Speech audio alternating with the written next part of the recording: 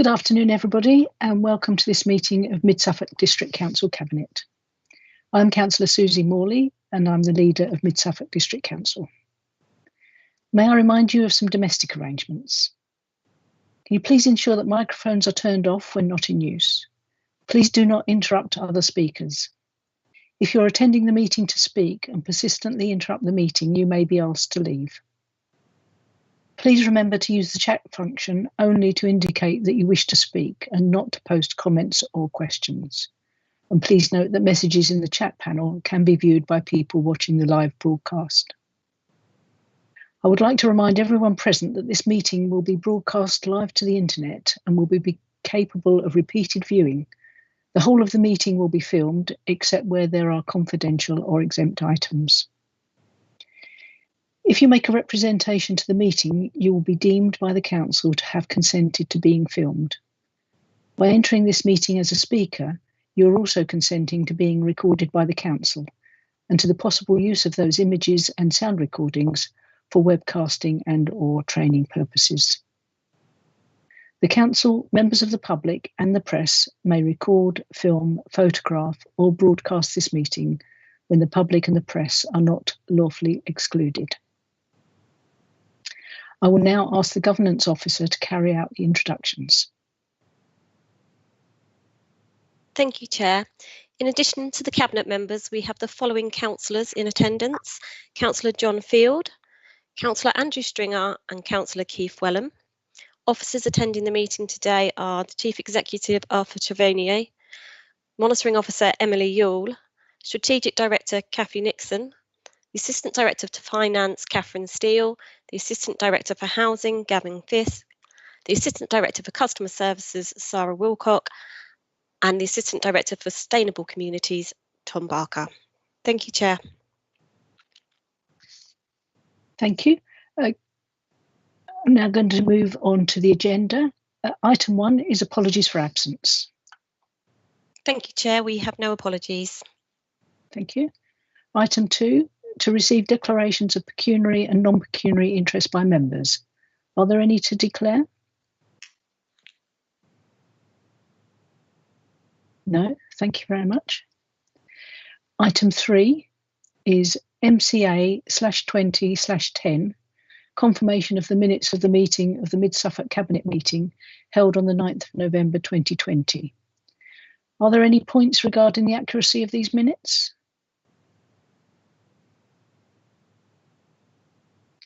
Could I have a proposer, please? Thank you, Chair. Yes, happy to propose the minutes. Thank you, Councillor Flatman. And can I have a seconder, please? Councillor Fleming here. I'm happy to propose the minutes, to second the minutes. Thank you. Thank you, Councillor Fleming. The Governance Officer will now conduct the electronic vote. Thank you, Chair. Councillors, could you please open the vote in the Modern Gov app by clicking the plus sign in the top right of the agenda screen and select Attendance and Voting. In the Voting tab, the vote for this agenda item will show in blue. Please click on the blue line to open the vote.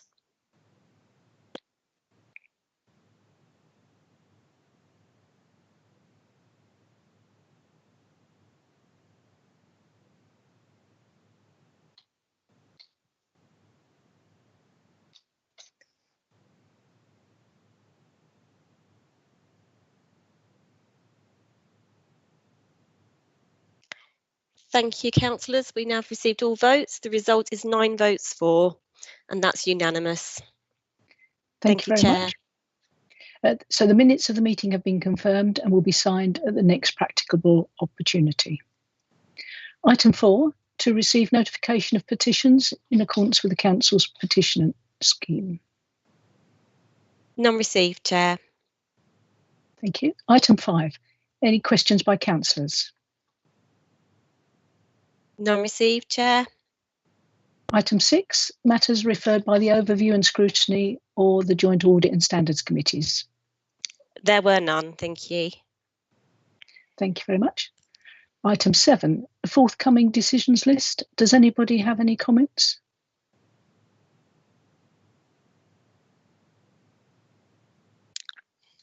No, thank you. Item 8 is MCA/20/11 and is the General Fund Financial Monitoring Report for 2020/21, Quarter 2. And I will now invite the Cabinet Member for Finance to introduce this report. Thank you, Madam Chairman.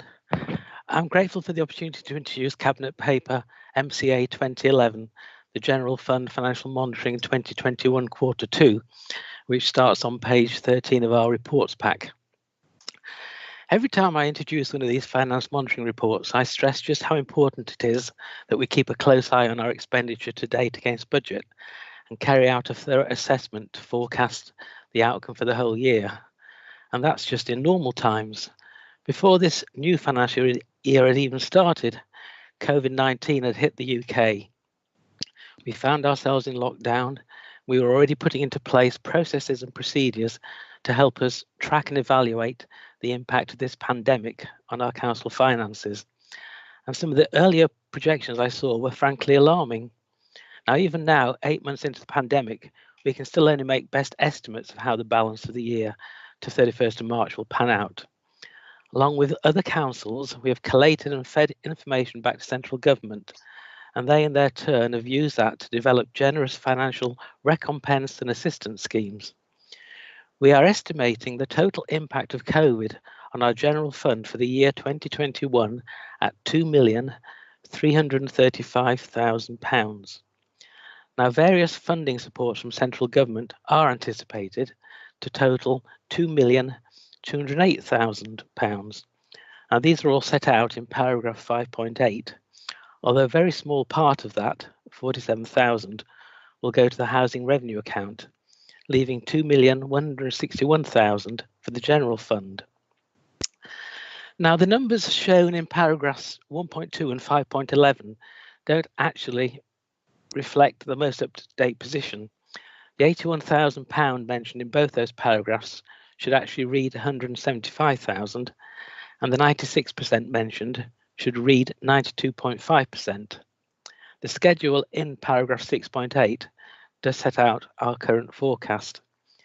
So in a nutshell, central government is covering 92.5% of our costs and income losses, leaving our council with a predicted COVID impact of 175,000 to fund. Now, all the detail behind these numbers is set out in section 5, which runs to several pages in the report. So rather than try to put any detail in my introduction here, I will instead be happy to answer any questions that members may have on these individual items. Now, here in Mid Suffolk, we do pride ourselves on our careful financial management. And as I said at the start, we keep an eagle eye on our expenditure. And at this point, we are anticipating over £1 million of savings against budget. Staff vacancy management, which in some cases was enforced due to lockdowns, etc., should generate 450,000. Other fundings and savings generate 573,000, with the details described in section 6.6. The overall outcome in this most difficult of years is that Mid Suffolk is forecasting a surplus for the year of 848,000, and that's a very healthy surplus indeed in these COVID-ravaged times. The report also sets out in detail our capital programme with the spend to date, the full year forecast, and details of the expected carry forward. Those numbers are in Appendix D, with supporting narrative in paragraphs 615 to 617. Appendices attached to the report also set out our reserves position and the details of the continuing projects in our Growth and Efficiency Fund. Now, I said when introducing the Quarter 1 monitoring report, and it's worth repeating again, my thanks to the finance team for pulling together all this detail whilst working from home. It does require excellent teamwork and coordination whilst they're all working remotely from each other. But I guess that's no different to all of our council staff.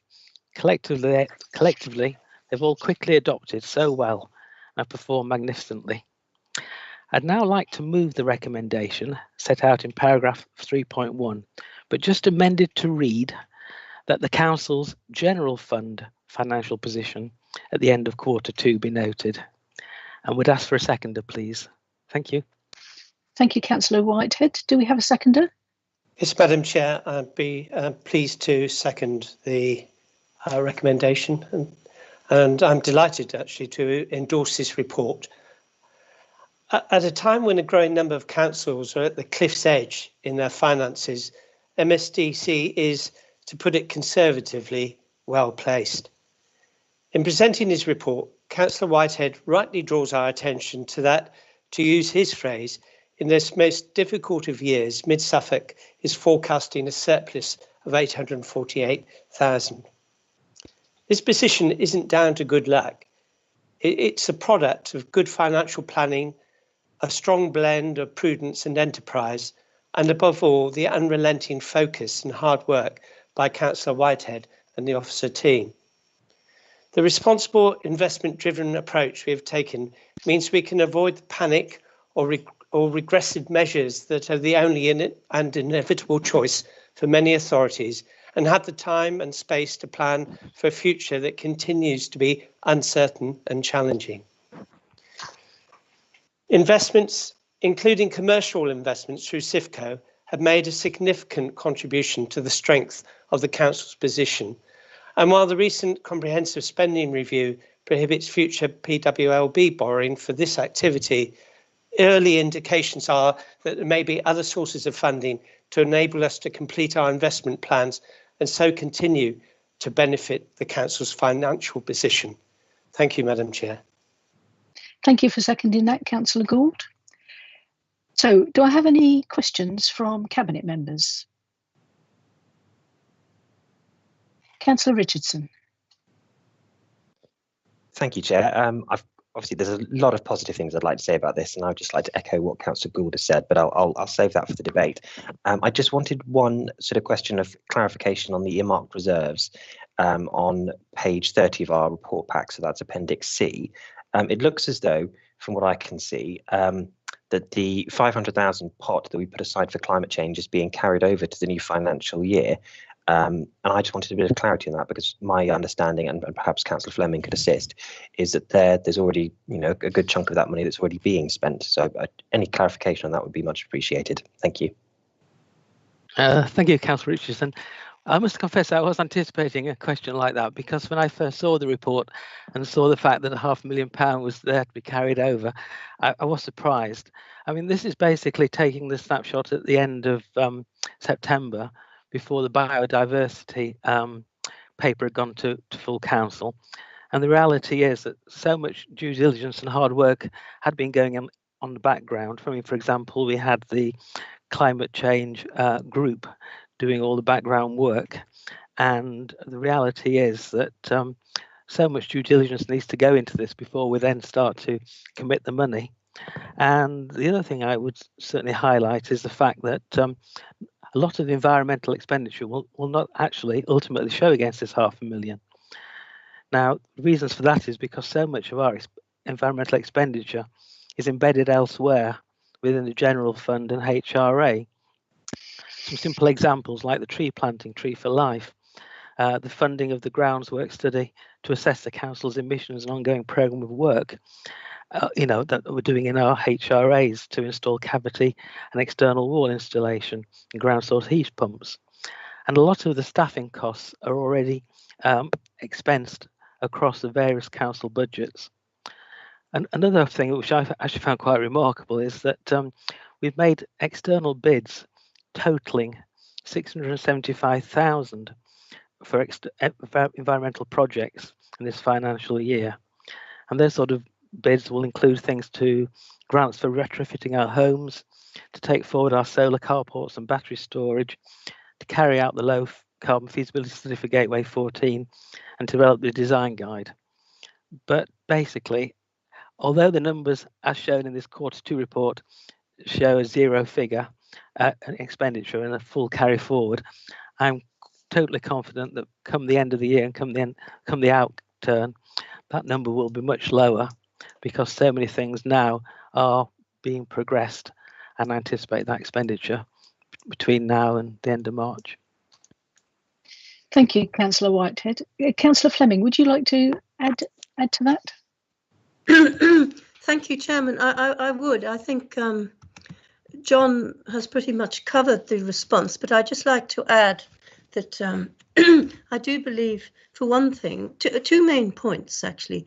One thing, I'm not sure it's correct to assume that nothing has been spent yet, because actually we have already procured the services of groundworks to do our baseline assessment. We have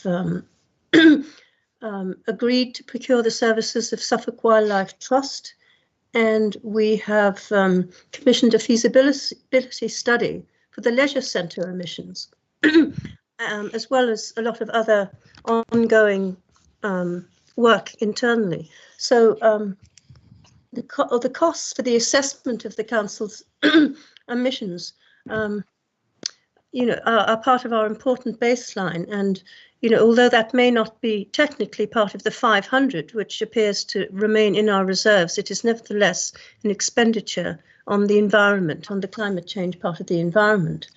We've also, as I think Councillor Whitehead has pointed out, done an awful lot using officer time, which has not come directly out of the environment budget.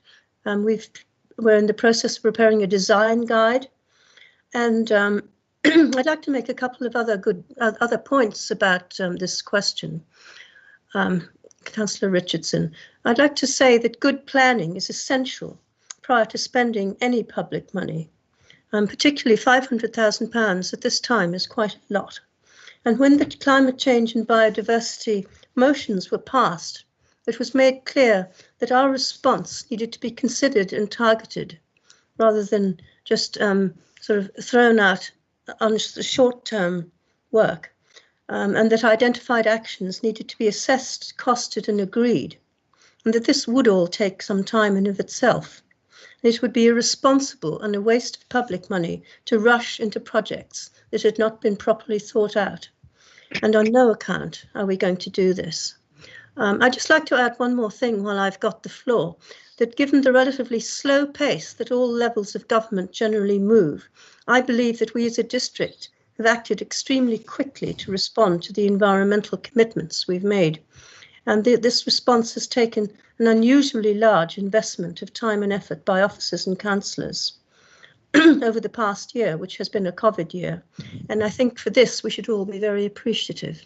Thank you very much. Thank you very much, Councillor Fleming. So I'm going to move on now to questions from non-Cabinet members. So if there's any other people want to put your hand up, Councillor Stringer. Thank you, Chair. Oh, I've got my wrong background. Forgive me. Let me just put my correct background on. That's the trouble with 5 meetings per day. There we go. Sorry about that. Apologies. Yes, I have, I think, 6 or 7 questions, I'm afraid, on this paper. If I can quickly start asking them. Page 15, could someone explain what a linear recovery is? Because linear is a straight line, and economics rarely go in a straight line. So if someone could explain what linear means. Also, under where it says under 5.5 commercial income, I really don't understand the sentence regarding SIFCO and property rental income, where it says that we're receiving the full loan repayments, but if this position changes, the income will be accrued in the accounts for next year.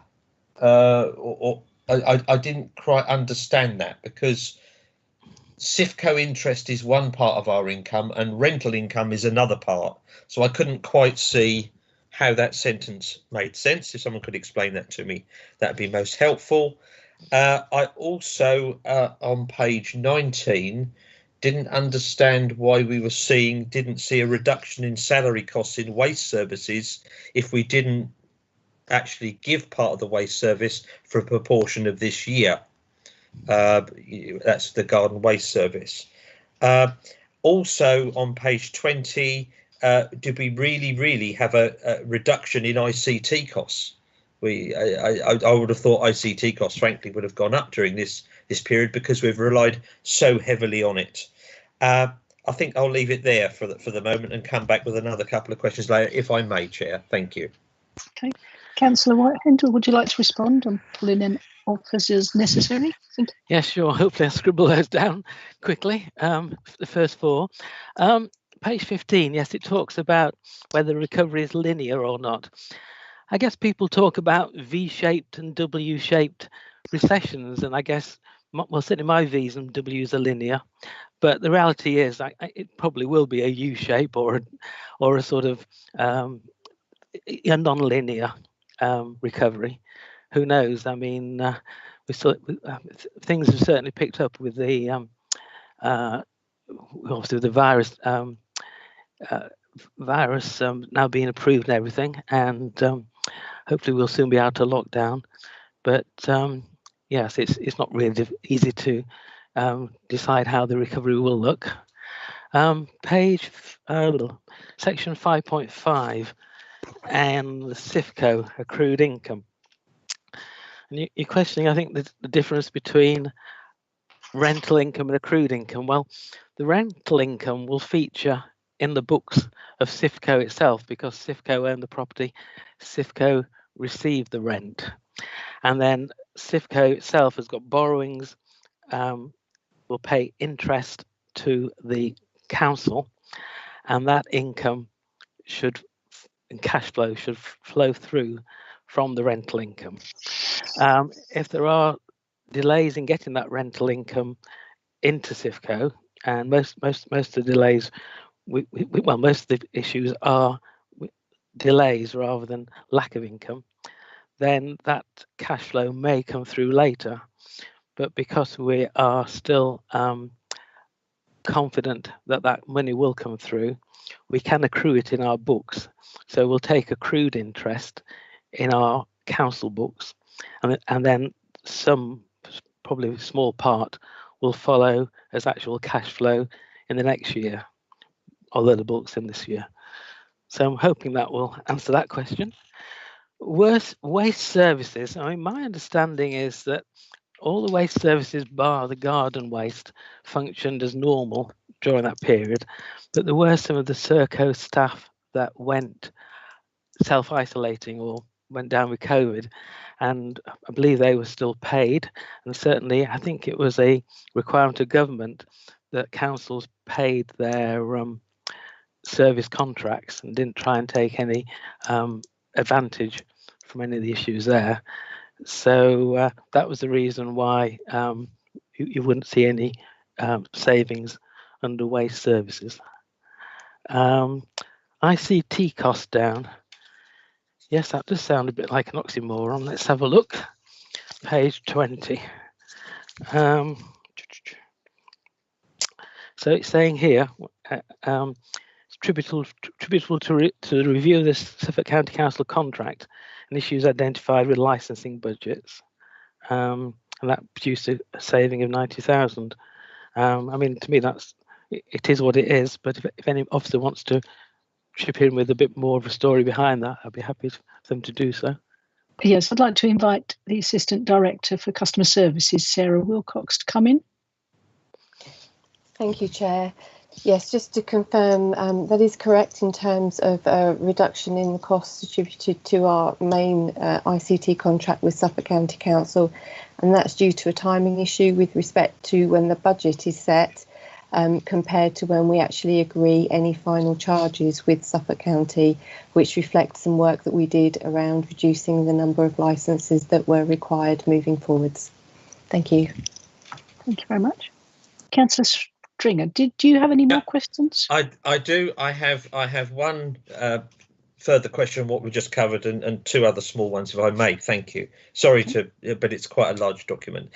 So just in the explanation of the commercial income, what we're saying then is if the cash flow into CIFCO, as it were, starts to dry up, that we would defer payments from them to us as a council, I think is what you said. And I think that's what that language is trying to say there.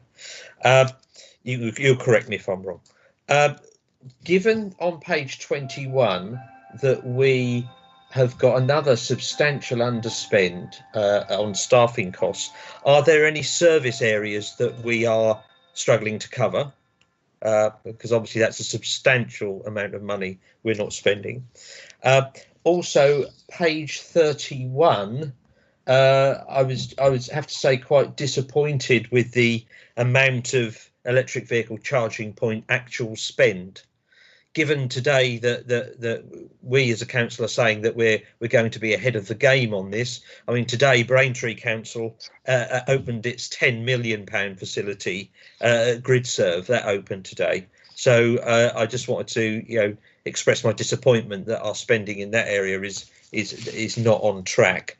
I'd like reassurances that's going to catch up. And equally, just wanted to just slightly push back on the success of underspending 848,000, saying that's remarkable. For this council, that is not remarkable. That is normal. We normally underspend somewhere between 4.5% and 11% of our budget. So frankly, for us, this looks normal in that we're either just not spending our budgets or we're not making realistic budgets in the first place. Thank you, Chair. Thank you.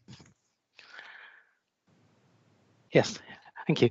I think I do take exception to your statement about commercial income drying up, which to me is, think of a riverbed drying up, which disappears. I mean, we're talking really at the margin here, because we've got such a diverse portfolio of properties, and an increasingly diverse portfolio of properties. The reality is that we've got one or two issues in one or two properties which are being very quickly dealt with and by our in-house and advisory team.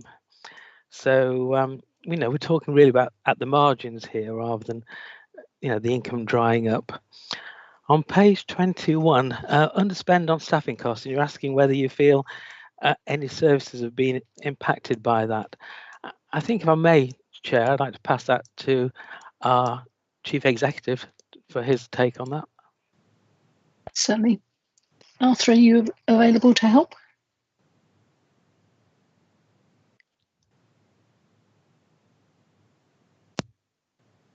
Yes, Chair. Sorry for the delay, just while the system let me in.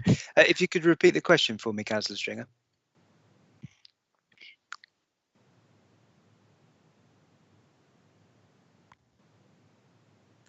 Sorry, it seems to be running very slowly. Yes, given that there's quite a substantial underspend on staff salaries, are there any areas of the service that's impacted on in terms of not being able to deliver that service? So not expressly, no. So the reduction in staff salaries is largely due to COVID. As you'll appreciate, we were running a slightly higher vacancy rate, as we tend to talk about, as we went into the COVID period. We have been able to make some successful recruitment during that period, but not at the normal level, although that is now beginning to recover. In reality, any impact in terms of service delivery has been more directly to do with COVID-related responses rather than to do with our staffing in terms of numbers, because we've had to redeploy staff into other areas. So it's not so much that we've had a lack of staff and therefore not been able to deliver, but clearly I'd love to be in the position always of having yet more staff in order to do all the additional things that you would all like us to be able to do day in, day out. But in this given year, and certainly our experience of it so far, it's been more our response to the pandemic than anything else that's had the impact. Thank you. And then in terms of Councillor Stringer's observations on page 31 about the electric vehicle charging points, we take your comment on board. You then mentioned you felt that we normally underspend, but I think the point I'm making here is this is an abnormal year. So to come out with a pretty typical normal underspend in an abnormal year, I still think is an achievement. Thank you. Yeah. Councillor Fleming, did you want to respond with regard to the charging points? Just very briefly, Councillor Stringer, I think you're probably aware from the work of the Climate Change Task Force that one of our actions is to assess suitable locations and numbers in terms of need for the points, and that is something the officers and the group are working on actively at present. So it's not as if we're rushing out to put in a lot of charging points that may or may not be in the right place. This again is a considered programme. We're also working with the county on its plug-in Suffolk programme so that we've got some coordination across the council in how we service this need. Thank you. Thank you, Councillor Fleming. Councillor Wellham.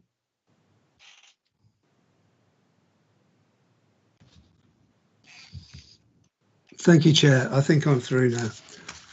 Yeah, I've got a similar number of questions, I'm afraid, but mine are very, very straightforward. I think some of them are just yes/no answers. So I'll kick off with the first few. And that most of them are to do with the commercial income from SIFCO and property rental income. Is there property income, property rental income other than from SIFCO and the former Aldi building? And if so, how has that been affected? SIFCO is not currently collecting 100% of rental income that's due. I understood it was around 70% and maybe dropping more towards 50%. Perhaps somebody can confirm, but this seems to be worse than one or two problems with one or two properties, as Councillor Whitehead described it.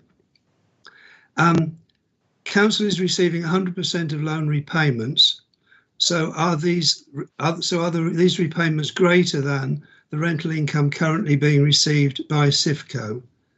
And if this situation continues, when will the situation be reached such that SIFCO cannot make the planned repayments to the councils? So shall I stop there, because they're all related to roughly the same thing? Yes, let me get back on visible. In terms of other commercial income other than SIFCO, and you mentioned the former supermarket in Stowmarket, which is still in the process of going through its various rental, well, getting tenants on board. I'm pretty sure there must be other property income, but I can't just think of it straight away. If if Emily's online and can think a little quicker than I'm sure as soon as she says it, I'll remember them. But just before I invite Emily to come on board, I mean, the information I've been given is that we're accruing at the end of Q2 £685,000 for commercial interest from SIFCO, and the actual cash received is £592,000. So that is 86.4% as I calculate it. The borrowing costs are only £269,000 over that half year. So in terms of head above water, well, I guess water's below waist deep. So from that point of view, there's no worries. If Emily can just answer in terms of any other property income. Yes, if I can just bring in Assistant Director for Assets and Investments, Emily. Good afternoon. Yes, we do have other rental income that's received directly by Mid Suffolk District Council.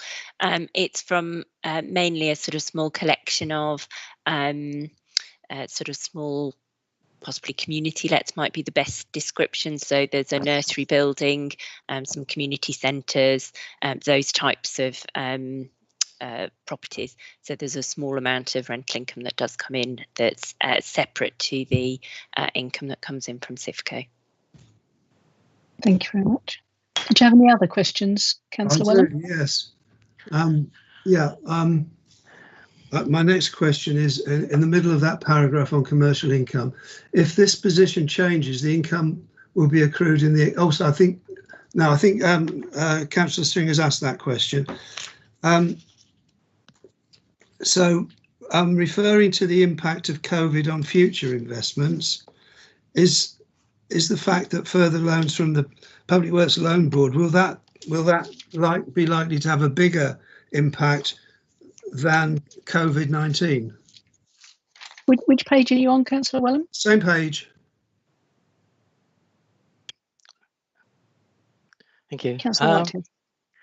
Right. Obviously, the consultation and the feedback from that consultation on the Public Works Loans Board is pretty much hot off the press. But our Section 151 officer has certainly been speaking to Arlen Close, taking their advice, and basically changes to the PWLB rules will prevent the councils from being able to borrow from PWLB going forward. but and in terms of either buying new properties or converting short-term borrowings to long-term PWLB at a later stage. Basically now, there will be other sources of funding that we could access to fund the last phase of the CIFCO purchases, and I think we're certainly making all efforts we can do to prudently have that 100 million invested across the two councils in CIFCO by the end of March, because going forward beyond that, the council will not be able to borrow from PWLB whilst investing is undertaken in anything in CIFCO beyond that point. So that pretty much is a cut-off point, I think. I think it's perhaps a bit premature to start, shall we say, pontificating about the impacts. We haven't fully assessed all that yet, and this report is really looking backwards. So we will be, officers will be collaborating and coordinating with Councillor Whitehead going forward on this. And Peter and Councillor Gould. I mean, there's certainly a lot of work still to do in this area in terms of any impact or what impact it will be on budgets for year 21-22. Thank you, Chair. It's just that Councillor Gould in seconding seemed very optimistic that there would be loans available at very good rates, and I just wondered what that was being based on. Anyway, we'll move on. Okay. Did you have another question? I've got three more, but they're very quick. At the bottom of page 20, what are the areas of investment income which are not performing as expected?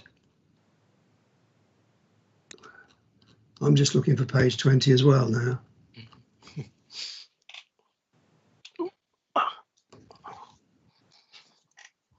It's investment income based on performance to date. Our investments are not performing as expected, resulting in an adverse variance of 83k.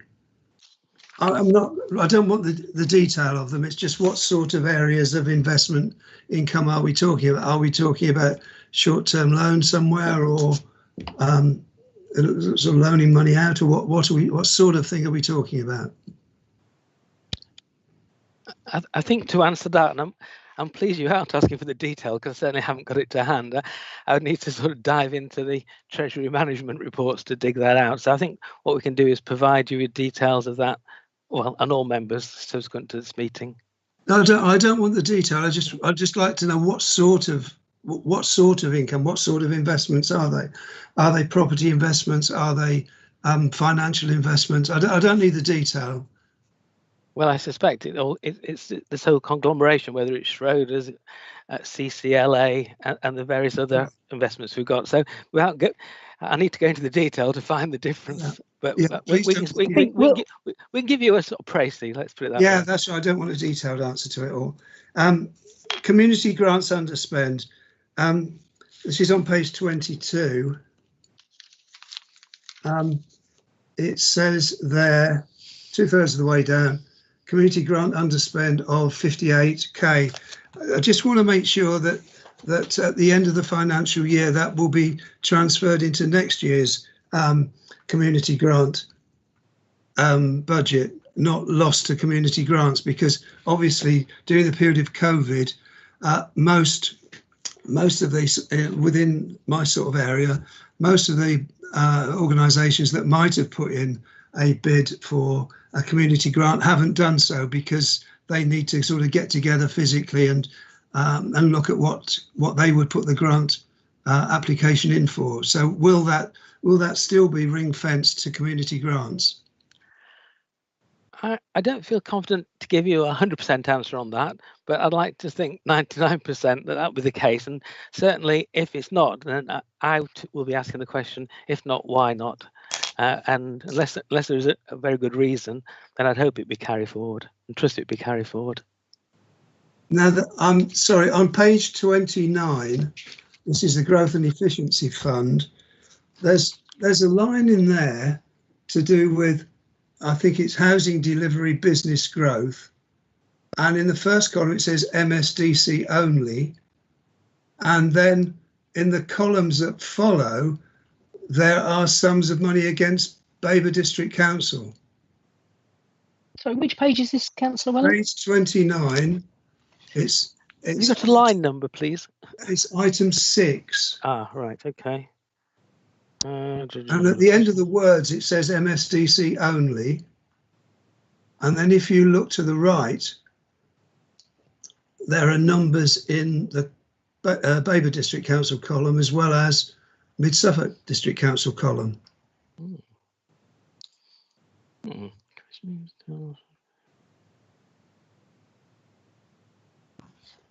I mean, well, to me, it does look like those brackets shouldn't, the words in brackets shouldn't be there. But if Catherine Steele would like to make an observation, or we can get back to you later, whichever.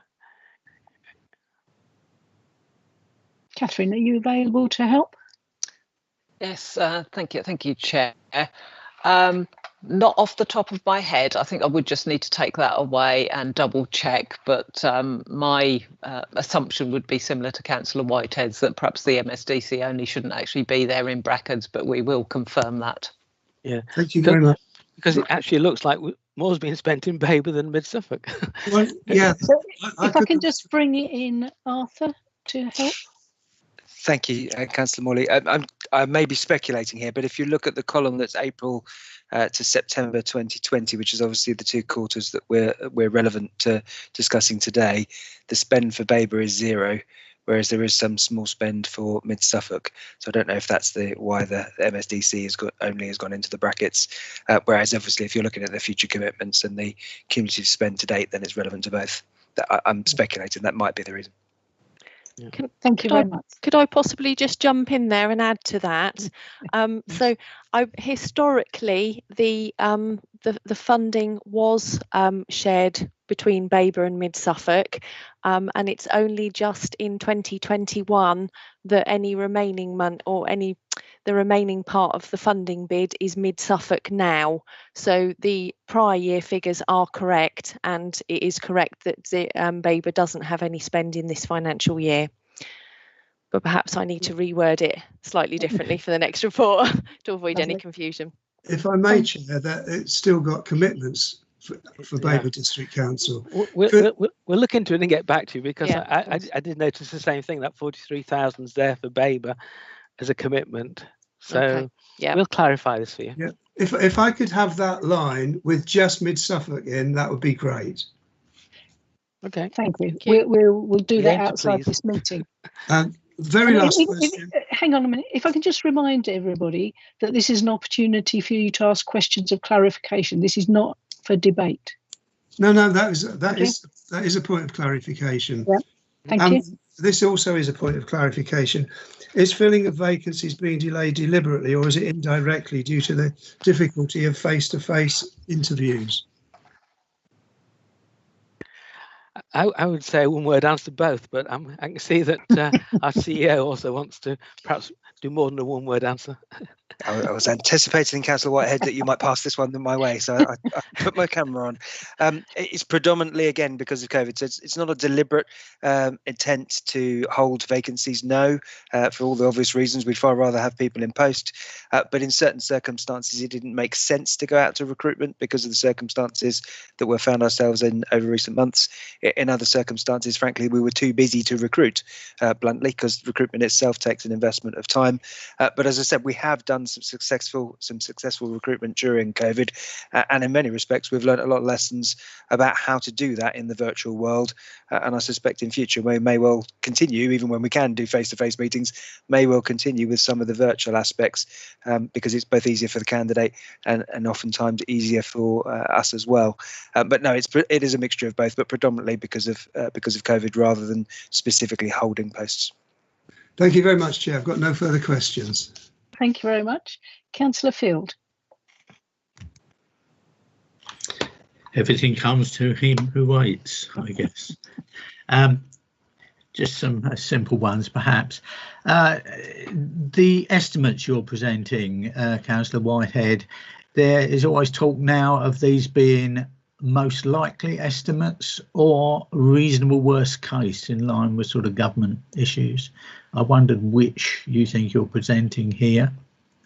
Which page are you looking at? I was actually looking at page 14, but it was really the general.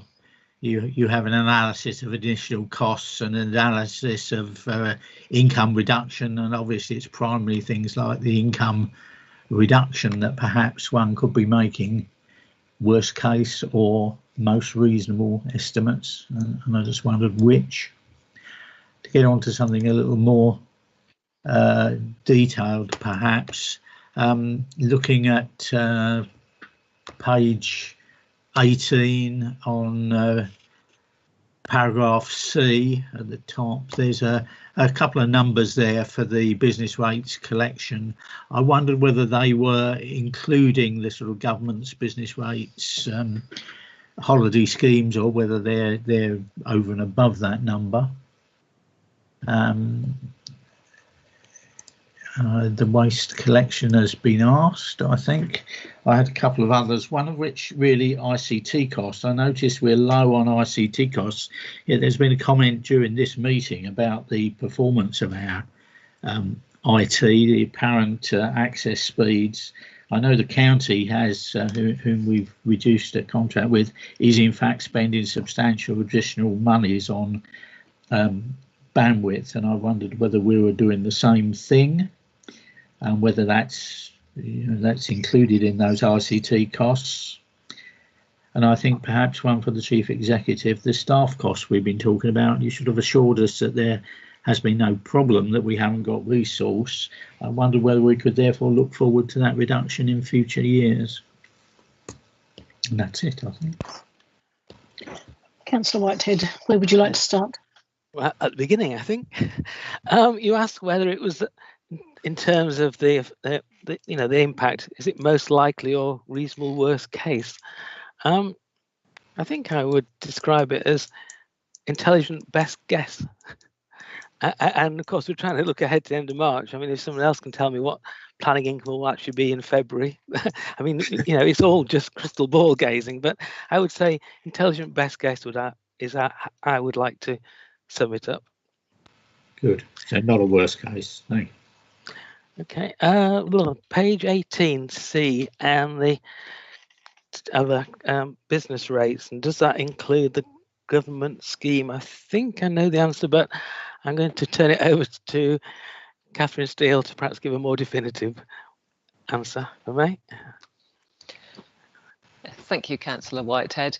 Yep, the figures that are referred to in this paragraph are the percentages of what we actually need to try and collect this year. So the various retail, hospitality, leisure reliefs that have been offered this year have already been taken out of the equation.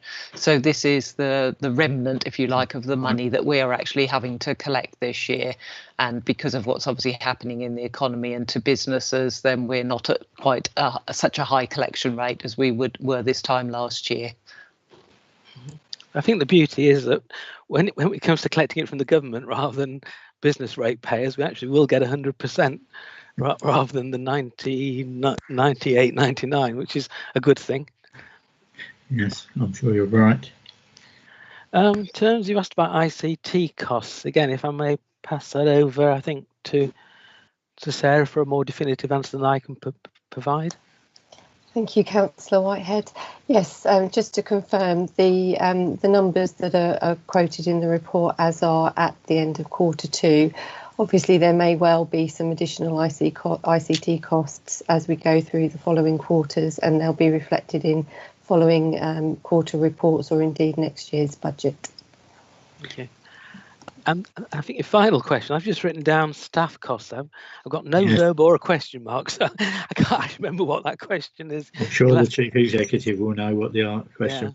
Yeah, it was just for Councillor Whitehead's benefit. I think the question was in relation to, can we see some of those staff savings repeated in future financial years, in effect, if we've been able to make those savings this year and survive, so to speak. I think the broad answer to the question is yes, we would look to embed some of those savings. I don't think we can expect to see all of them. I think we have had a highly exceptional year so far. And I think the wider point is it will vary very significantly across the council depending on which service areas we're looking at. So if we look at somewhere like homelessness, we are having to invest significantly in additional resources in homelessness because of the challenges we face as we come out the other side of COVID. Similarly, I expect to see the same kind of necessary need in relation to the economy more widely. And then we'd also like to see a pickup in the economy, which would mean more planning inquiries and therefore potentially the need for more planners. So it's difficult. It's not a straight line, to come back to the kind of question that was asked earlier on by Councillor Stringer. It's not a linear thing at all, but we would certainly look to where we can make savings, then clearly we would do so.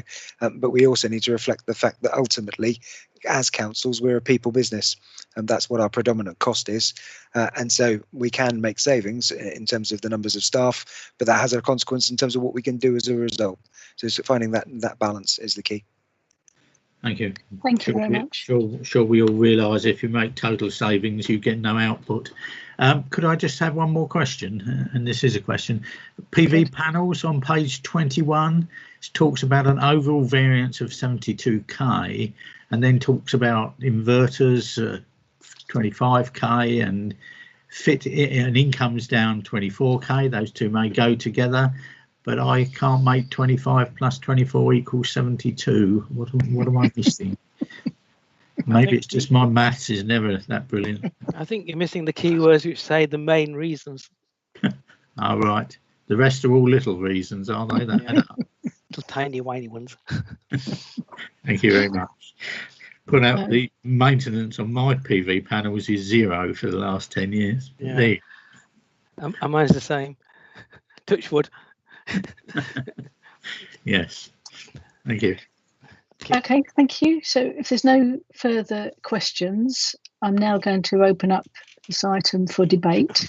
So are there any Cabinet members that want to add to anything that's already been said?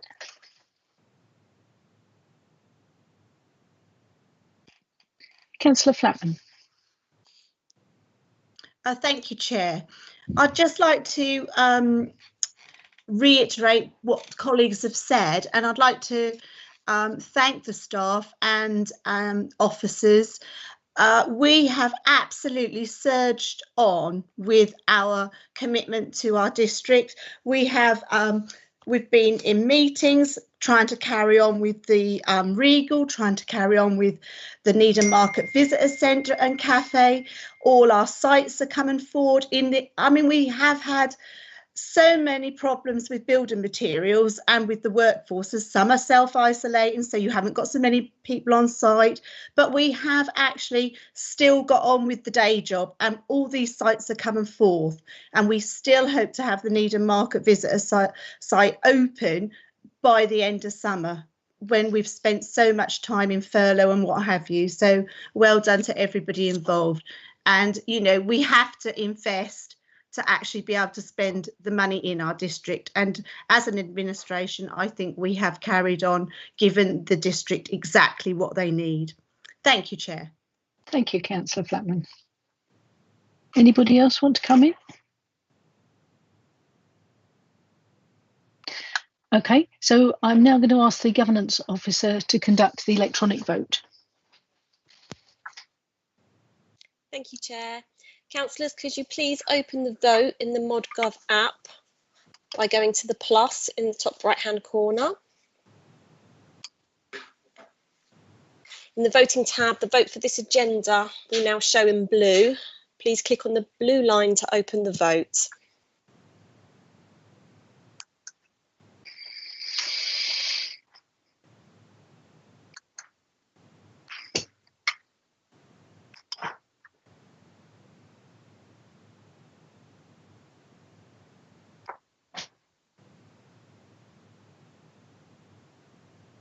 We are currently waiting for one vote.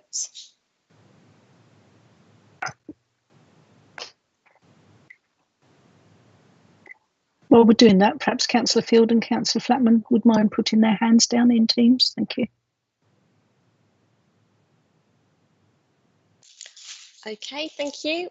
All votes have now been made. I can confirm that's 9 votes for. So that's a unanimous. Thank you, Chair. Thank you very much.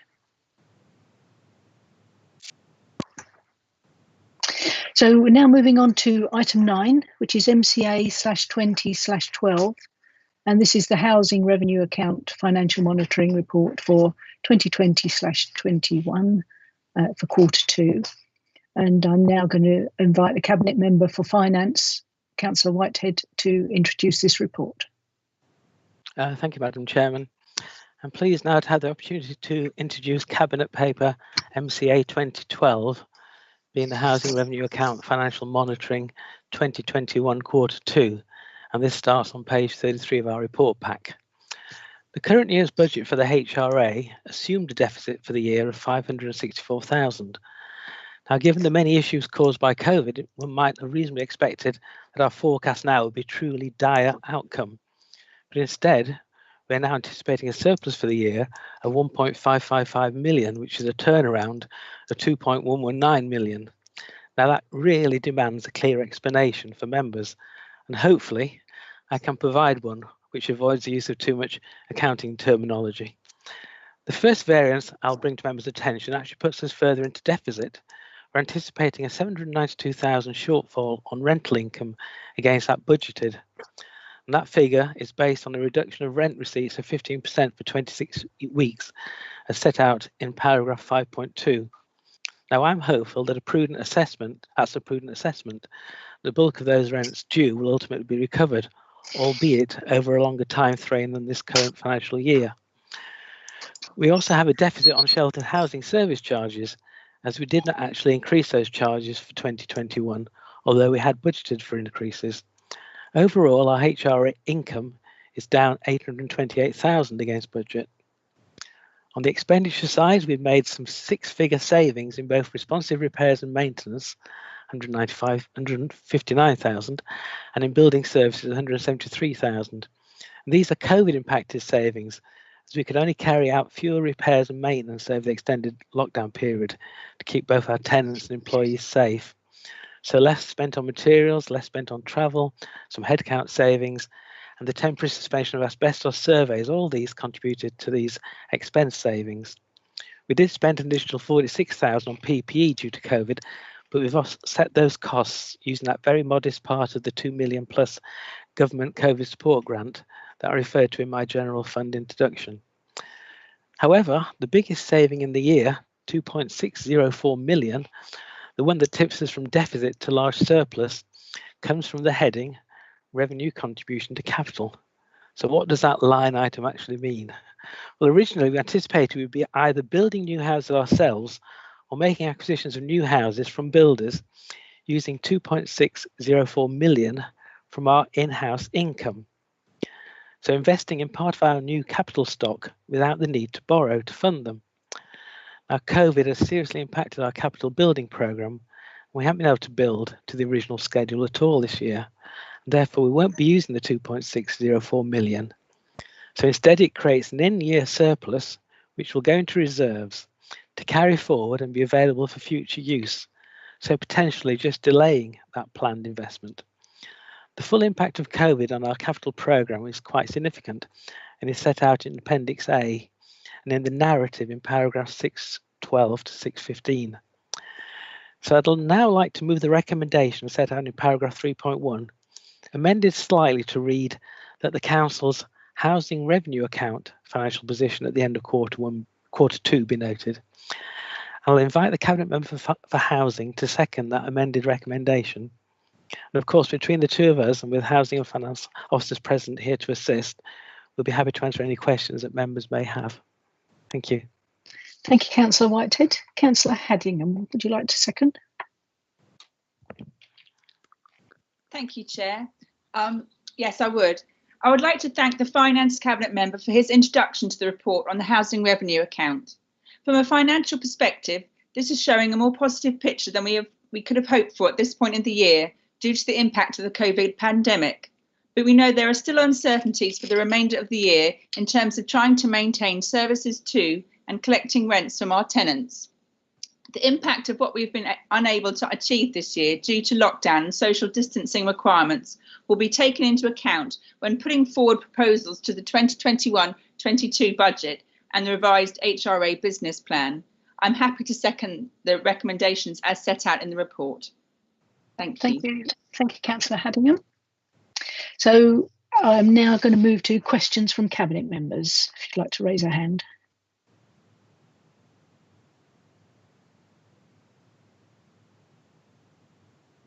No? Okay. So we'll move on to Cabinet questions from non-Cabinet members.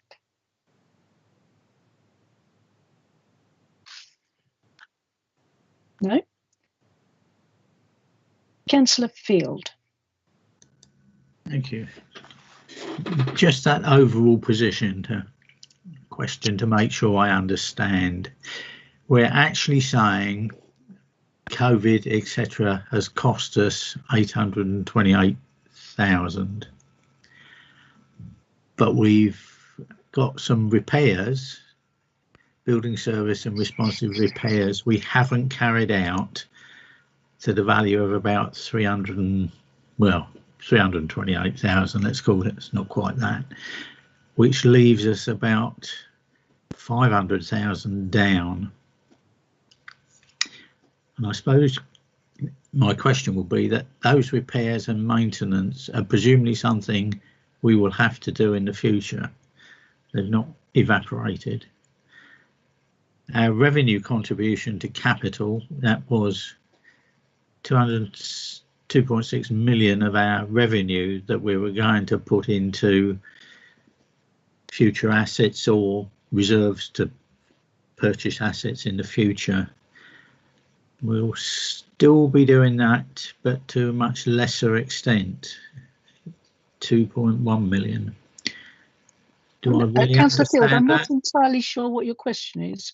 My question is this quite as rosy as we're assuming? That some of the savings we're making appear to be just costs that we're delaying. Is that true? Councillor Whitehead.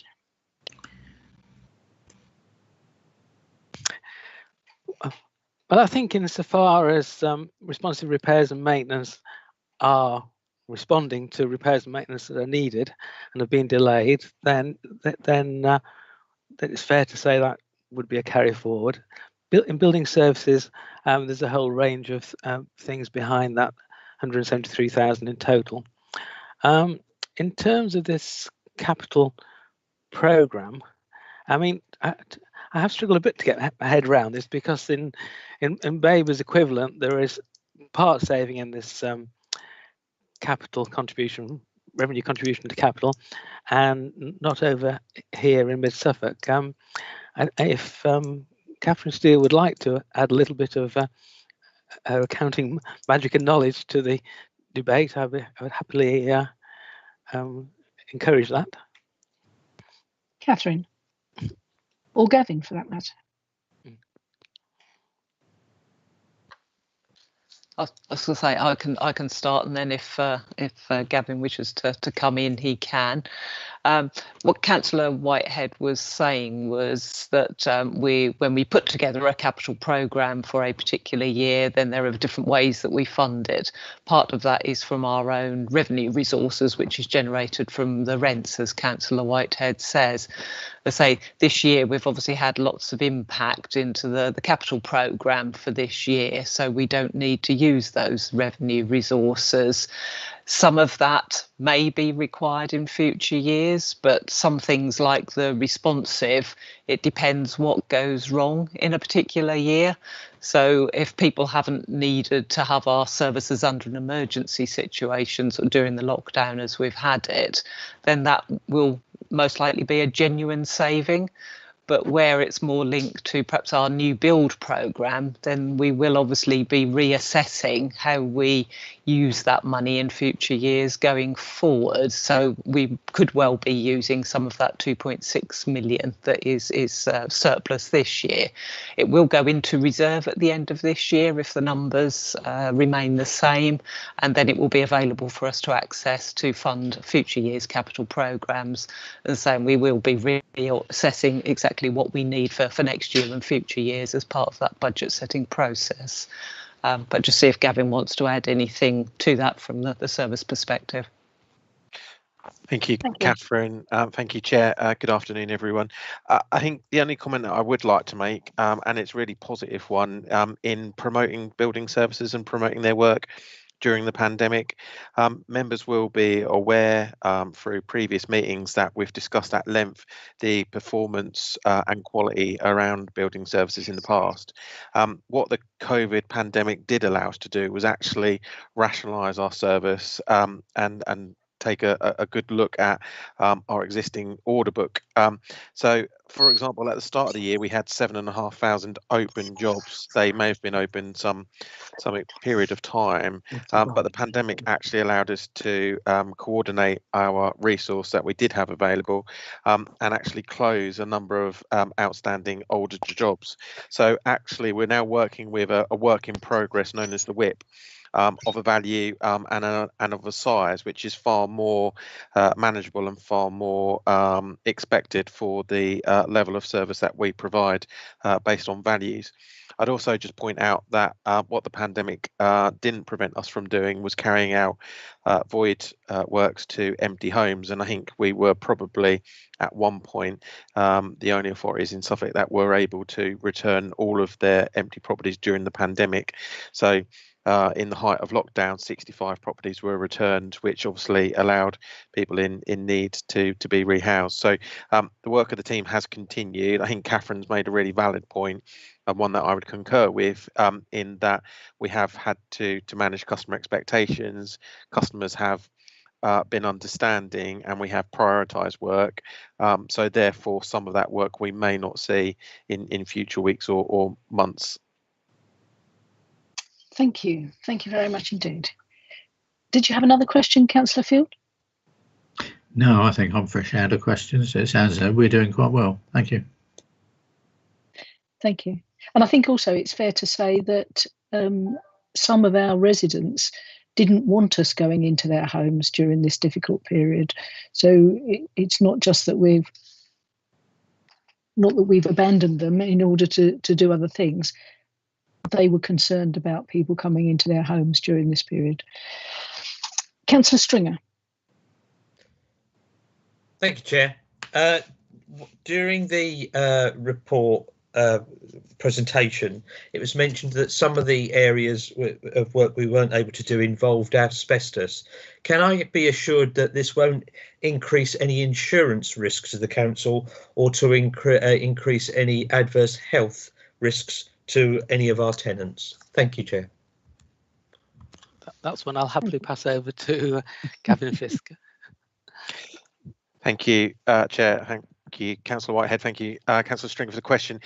It was COVID related in that obviously clearly there was for a period of time the inability to access homes and inspect homes for asbestos, but we have up to that regime following coming out of lockdown, and I'm pleased to say that there isn't any significant risks as a result of expediting that programme. The other element in terms of our response to asbestos is that at the start of the year we made the conscious decision to employ an additional officer to manage and monitor our asbestos spend and our inspection regime. And I think what you're seeing there is some of the benefits already of an officer taking the responsibility, going out, carrying out some surveys, working with our 2 asbestos contractors who both inspect and remove asbestos. And what you're seeing is already the progress that has been made by that officer of that work. I mean, ultimately with the asbestos work, we have already removed all of the very high risk and medium risk asbestos. What we are left with is low grade level of asbestos in our homes, the type of asbestos that you would find in, for example, maybe our tech ceilings, which actually do not provide or provide a risk to anyone if they are not tampered with, if they are not touched. But that is the work that we are carrying on, inspecting and removing as and where appropriate. Thank you very much. Councillor Wellham. Thank you, Chair. This is probably a very straightforward question. There may be a follow-up. Routine maintenance, is that covered in responsive repairs and maintenance, or is it in building services? I'm thinking about replacing fences or painting the outside of a house or whatever. The sort of programmed housing maintenance. Gavin, perhaps you can help. Thank you, Chair. Responsive is obviously the work that the team does in responding to work requests from tenants. Obviously, all work is categorised. What we have done for next year is actually tried to make it easier for all members and all staff in terms of some of the attributes that we use in terms of language. Some things like fencing renewal could be part of a capital program, but the repair, if you remember, we did actually have quite significant storms at the very beginning of this year, which resulted in quite a significant spend in fencing works at that time. Lovely.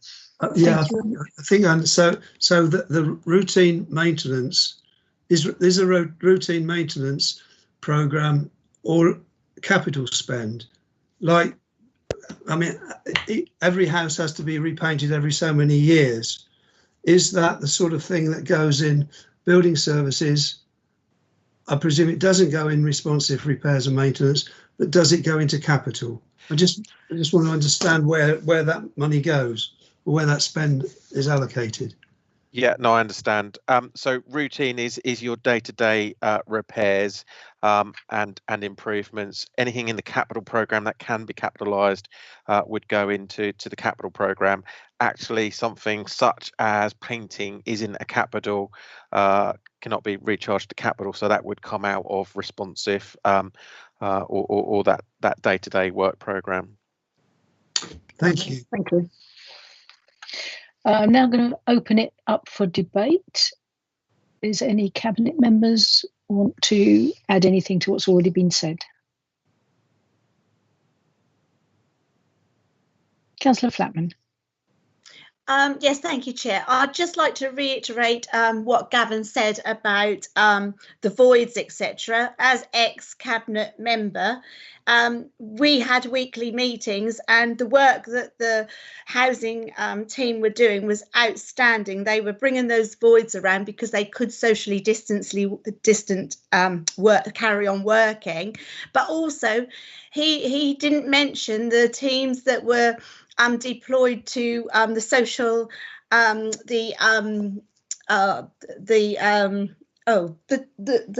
I've forgotten the name of the homes now.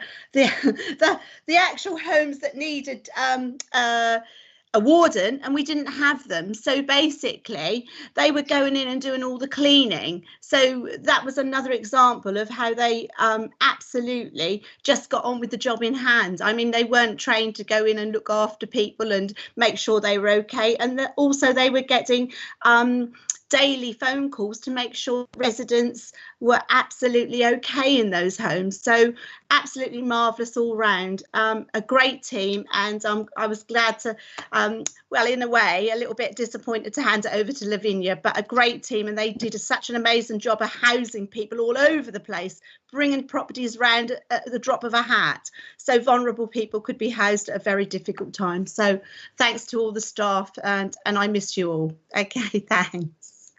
Thank you, Councillor Flatman. So I'm now going to ask the Governance Officer to conduct the electronic vote. Thank you. Thank you, Chair.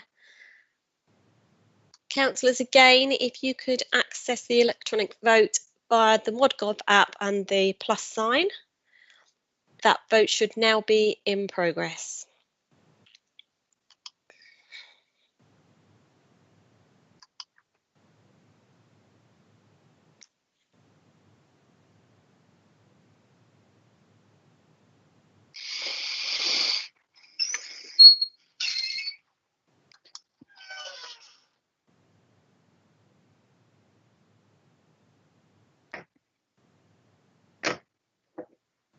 Councillor Wellham, would you mind putting your hand down? Thank you.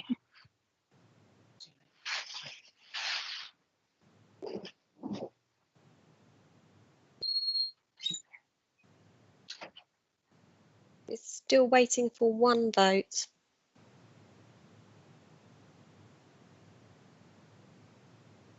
Thank you. Chair, that's 9 votes for, so that's unanimous. Thank you. Thank you very much indeed. Moving on to item 10, which is MCA/20/13, and this is the Q2 performance report, a presentation. And I'm going to ask the Assistant Director for Customer Services, Sarah Wilcox, to give the presentation.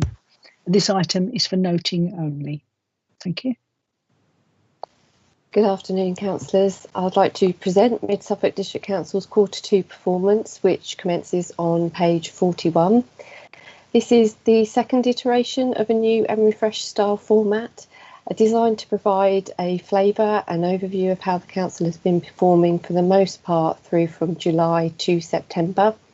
It's a real snapshot in time, illustrated through some performance indicators and objectives which link directly back to our corporate plan. The presentation is themed based on our 6 key priority areas within the corporate plan: communities, housing, wellbeing, customers, environment and economy. And we also include a theme titled Health of the Organisation, which really reflects work undertaken to provide the foundations for us as an effective and efficient organisation, one that's equipped to deliver our corporate plan. Without running through the entirety of the content of the presentation, I'd just like to pick out a few points. Undoubtedly, throughout the summer months, there was a real continued focus on our response to the coronavirus pandemic, with activities highlighted in the presentation, including proactive contact with high-risk businesses to ensure that appropriate risk assessments and working practices were in place, distribution of over £21 million of grants to our businesses, and continued support provided to our amazing community groups and individuals.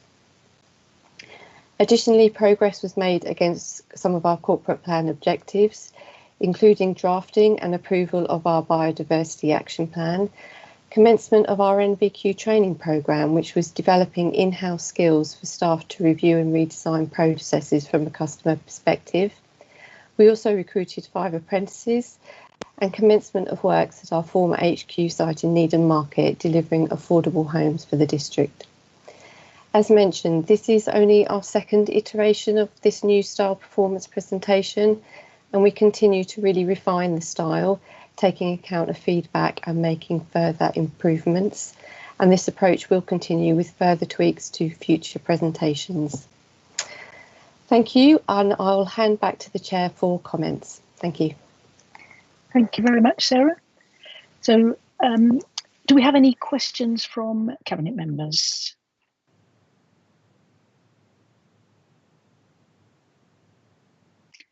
And any questions from non-Cabinet members?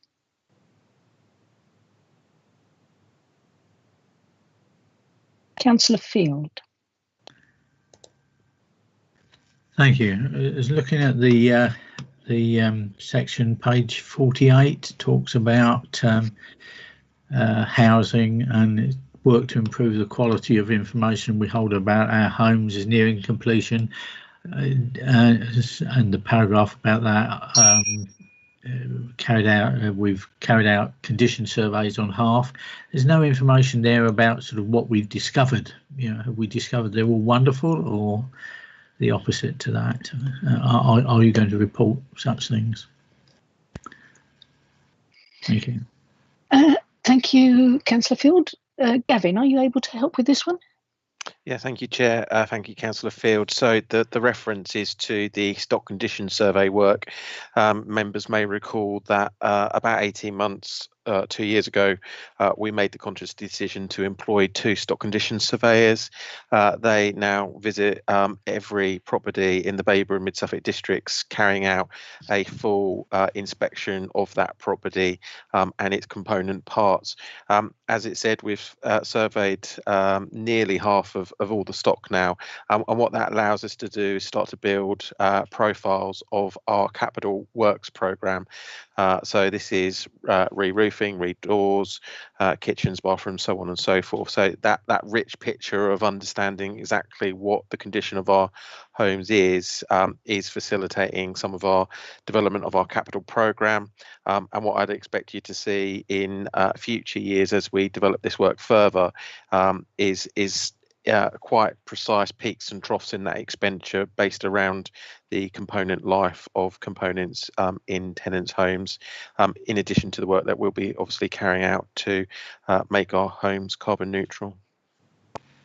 Are you going to give us part of the rich picture so we know that of our, whatever it is, 1,500 houses, 10 require new roofs, or 1 requires a new roof? Or I'm happy to go away and produce some stats on what it is telling us in terms of those components, and also perhaps to give members some awareness as to what this year's capital programme has been able to provide, and also what next year's capital programme is aiming to provide. So, for example, programmes of activity around external wall insulation, new kitchens, bathrooms, some of those features that obviously tenants hold dearly in terms of their own homes. So I'm happy to go away and get some numbers to provide all members with. Lovely. That would be good. Could I just say, you know, the environmental group did ask for some of that data, you know, for obvious reasons. One wants to know what sort of spend is going to be necessary. So, as you say, how many need external walls would be great. Could I ask one more question, really, which is that the stats on antisocial behaviour, page 50, Q1 stats were 28, Q2 stats were 149. That's a substantial jump, and it mentions that you're looking at it. Q1 finished nearly a quarter ago. I wonder, sorry, Q2 finished nearly a quarter ago. Is there any data yet? Who wants to come in on that one?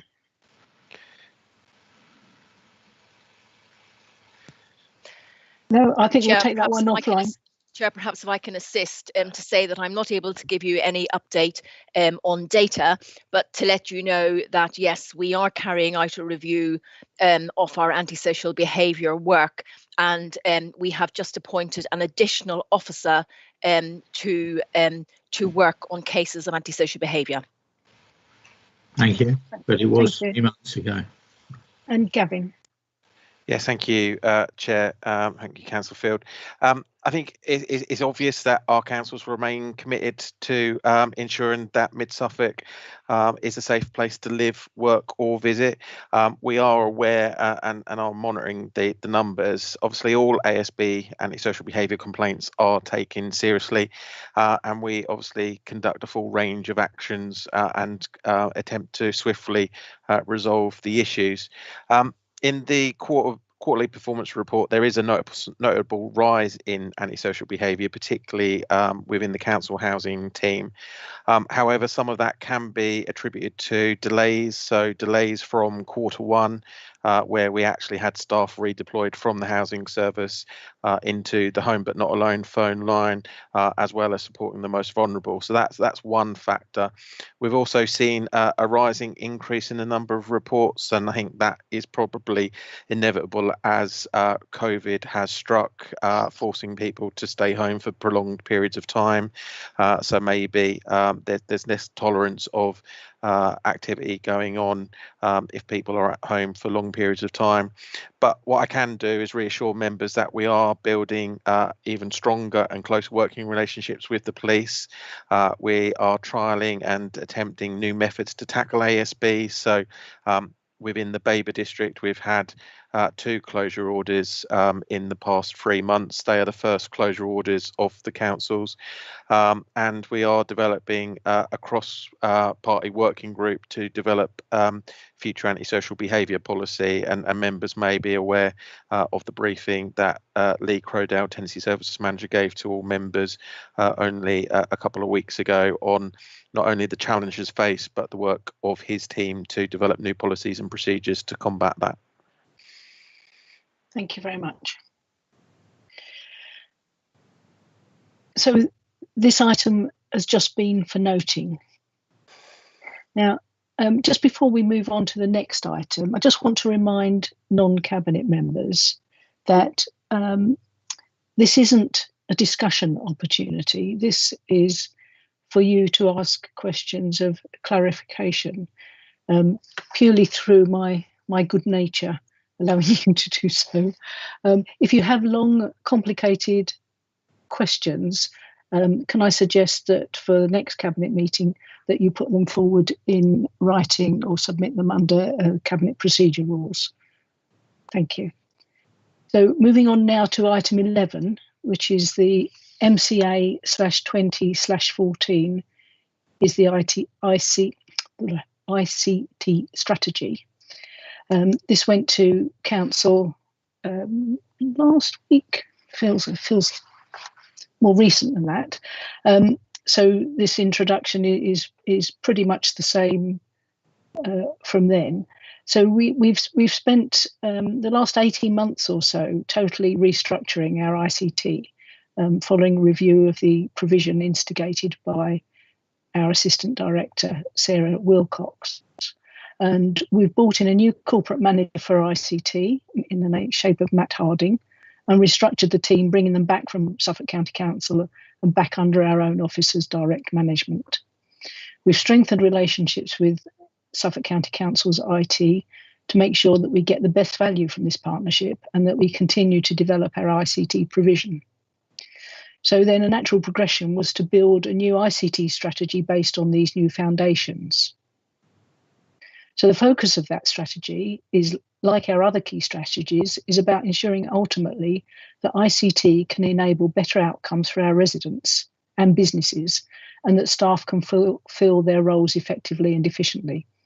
So this strategy seeks to unlock value in our existing partnership with Suffolk County Council and our existing software estate. And the building blocks of this strategy are informed by people, processes, and data. So as just one local example, think of the power of the Suffolk Corona Watch pages online, which most of us have been following quite diligently over the last few months. And now imagine that type of data dashboard applied, for example, to our housing stock or to our climate change and biodiversity ambitions. This strategy paves the way by helping to ensure that our data is captured and is accurate and meaningful. So I'd like to take this opportunity to not just thank our own ICT department, but also the team at Suffolk County Council. Without both teams working in partnership, a lot of what we are able to do today, including this meeting and the live streaming of it, would simply not be possible. So after full council a couple of weeks ago, we have made a few changes in line with the comments that were put forward at that. And just like to ask whether there are, I'm proposing whether I've got a seconder. Thank you. Yes, Chair, thank you. Very happy to second the new ICT strategy. And thank goodness they were there when we needed them. Yes, thank you. Do we have any questions from Cabinet members? Do we have any questions from non-Cabinet members? Does anybody wish to debate this? Councillor Richardson. Thank you, Chair. I'll just be brief. I just wanted to I think I actually made similar comments when this came before the full council, but just wanted to reiterate, obviously, our thanks to everyone who's been involved in putting together this ICT strategy, both working in collaboration with Suffolk County Council and obviously our in-house team as well, because I think there's sort of two main aspects of this I think is really important. One is we should, as I think you've said, and as Councillor Flatman said, that this has been hugely advantageous for us as a council over the last few months, enabling not just us to reach out and support our communities during a very difficult period, but also has enabled, from our perspective, our decision making and local democracy to remain open and transparent through all of these virtual meetings, the live streaming, and now our electronic voting system as well. So all of that's been enormously important in the way we've responded. But also that's obviously, it's not just about COVID. This is something which I think we can use in the long run to make our services more efficient and more accessible to our residents. So I think that's something I would really welcome. So this is definitely a fantastic step forward. Thank you, Chair. Thank you, Councillor Richardson. Councillor Brewster.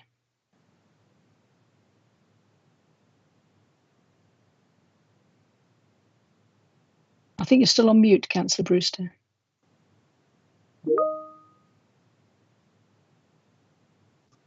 That's it. Sorry.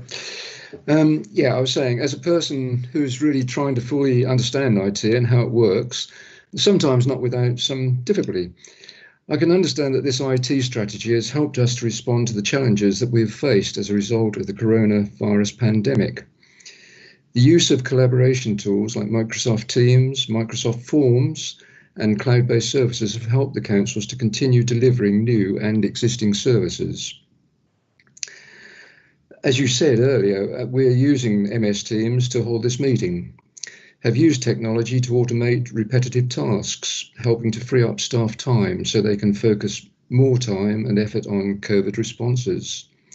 We've also used existing tools to rapidly implement new online forms that supported people to apply for business grants.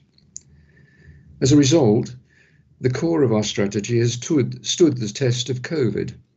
And while from time to time we may have to change priorities around a little, as a result, the strategic outcome absolutely remains the same. That of using the appropriate technologies to connect our people and residents, enabling them to do jobs or transact with us more efficiently, and to use data to provide the evidence of required service change and the results of it. Thank you, Madam Chair. Thank you, Councillor Brewster. Councillor Fleming. Thank you, Chairman. Thank you. I wasn't actually going to say anything, but I think I would like to just make the point that I think I made at Council as well, how important having a proper functional ICT system is to delivering our climate change and biodiversity objectives. We do need to document our baseline and then measure our progress against that, and that all involves data and how we manage it. Biodiversity, mapping, understanding what we've got. That's all part of quite a complex, probably GIS system, geographical information system, which demands a fairly sophisticated IT backup. I think we've discovered, as we've embarked on our environment and climate change agenda, that we really do need to cooperate with others, and we need to interface with the data and information that others have. And we need to have the technology that will enable us to do this and be consistent. And, therefore, somewhat surprisingly, I absolutely welcome this strategy. I think it'll be essential. So well done putting it together. Thank you. Thank you, Councillor Fleming. I'll now ask the Governance Officer to conduct the electronic vote. Thank you, Chair. Members, if you go to the vote in your mod.gov app, the vote has now started.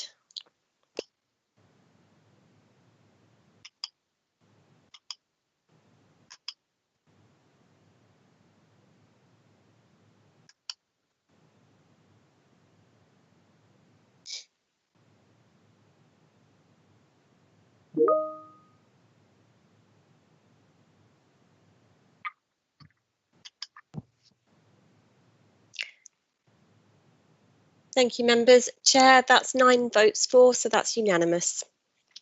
Thank you very much indeed.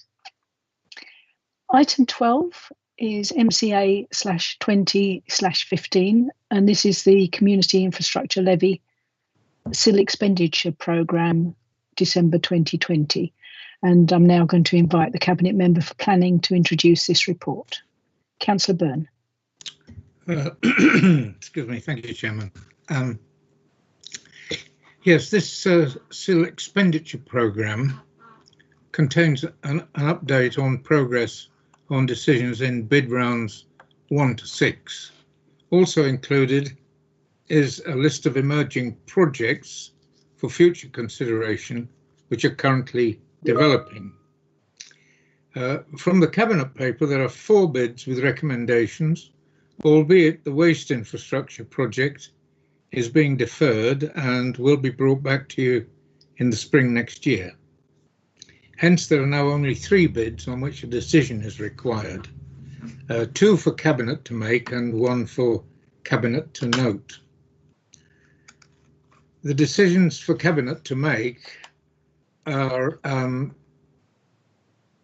first one is 20-10, which is the creation of a Stowmarket emergency services hub incorporating police, fire and ambulance. And this will be funded from ring-fenced and local infrastructure funds. This new Stowmarket facility will allow for an increase in operational resources that will be based at the new facility and will enhance the level of service to Mid-Suffolk when compared to that achievable from the existing sites in Stowmarket. Shared facilities deliver economies in scale and reduce day-to-day revenue costs. Clear benefits to the community will be as follows. There will be enhanced accessibility to services based from the new facility. Target area incorporates Stowmarket and the wider Mid-Suffolk population. There will be enhanced response times to end users of the service provided by the new facility, and the increased staffing numbers and visibility of resources that are based in the new facility. A significant collaborative spend has been achieved for this project, with the monies coming from the following sources: the Office of the Police and Crime Commissioner and the Constabulary is putting up 1,698,000. Suffolk County Council and Suffolk Fire and Rescue Service 508,000 or 509,000, and the DCLG grant is 1,243,000. This SIL bid is for 431,000, almost 432,000, and it represents the final piece of the funding that will enable this important infrastructure project to go forward. It is listed as essential in the infrastructure delivery plan and the infrastructure funding statement, which is the infrastructure list for Mid-Suffolk. The SIL funds represent 11% of the total project cost of 3.9 million to all intents and purposes, and the final piece of infrastructure funding that, as I say, now enables this project to go ahead. The second project is M20-9. This is the installation of a sewerage system for Ringshall Village Hall. The current connection to Ringshall School was severed on the 23rd of July 2020, and this will be from the local infrastructure fund. The proposal represents an important urgent infrastructure project to replace the previous sewage system, which was jointly shared with the primary school. And without support and funding for this infrastructure project, the village hall would not be capable of use. A planning application has been submitted for the sewage treatment plant, which has now been granted. This project is being supported by the community grants team for 8,325, and together with the SIL funds of 16,651. This combined funding will enable the project to go ahead. The SIL bid represents 67% of the overall project costs and accords with financial thresholds within the SIL expenditure framework. This SIL bid therefore represents essential investment to ensure continued usage of this village facility for the benefit of the community. And the decision for the Cabinet to note is a project at Thorndon, which are works to the Thorndon Works overflow car park, which was a previously approved bid of M19-08, and this is a top-up bid due to COVID-19 implications, and this is from the local infrastructure fund. This bid will enable the previous approved project to be completed without the use of volunteers. which has become difficult in the current climate of COVID-19. Because due to COVID-19 and the desire for open space, this project has become even more important, and this small amount of additional SIL monies, just £3,255, will enable this much needed infrastructure project to go ahead for the benefit of the community. The bid represents 74% of the additional project costs and accords with financial thresholds within the SIL expenditure framework. The project has been determined under delegated powers, and it is now for Cabinet to note only.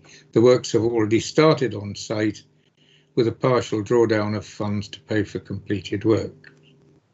So the recommendations as set out in your reports, paragraph 3.1, please Cabinet to make the decisions at Stowmarket and Ringsell and note the delegated decision at Thorndon. And paragraph 3.2, Cabinet is asked to note and endorse the SIL expenditure programme December 2020. I'm happy to propose those recommendations, and I look for a seconder. Thank you. Thank you, Councillor Byrne. Do we have a seconder? Yes, Madam Chairman. Yes, I fully support these recommendations and more than happy to second them. Thank you. Thank you, Councillor Brewster. Do we have any questions from Cabinet members? Do we have any questions from non-Cabinet members? Councillor Field.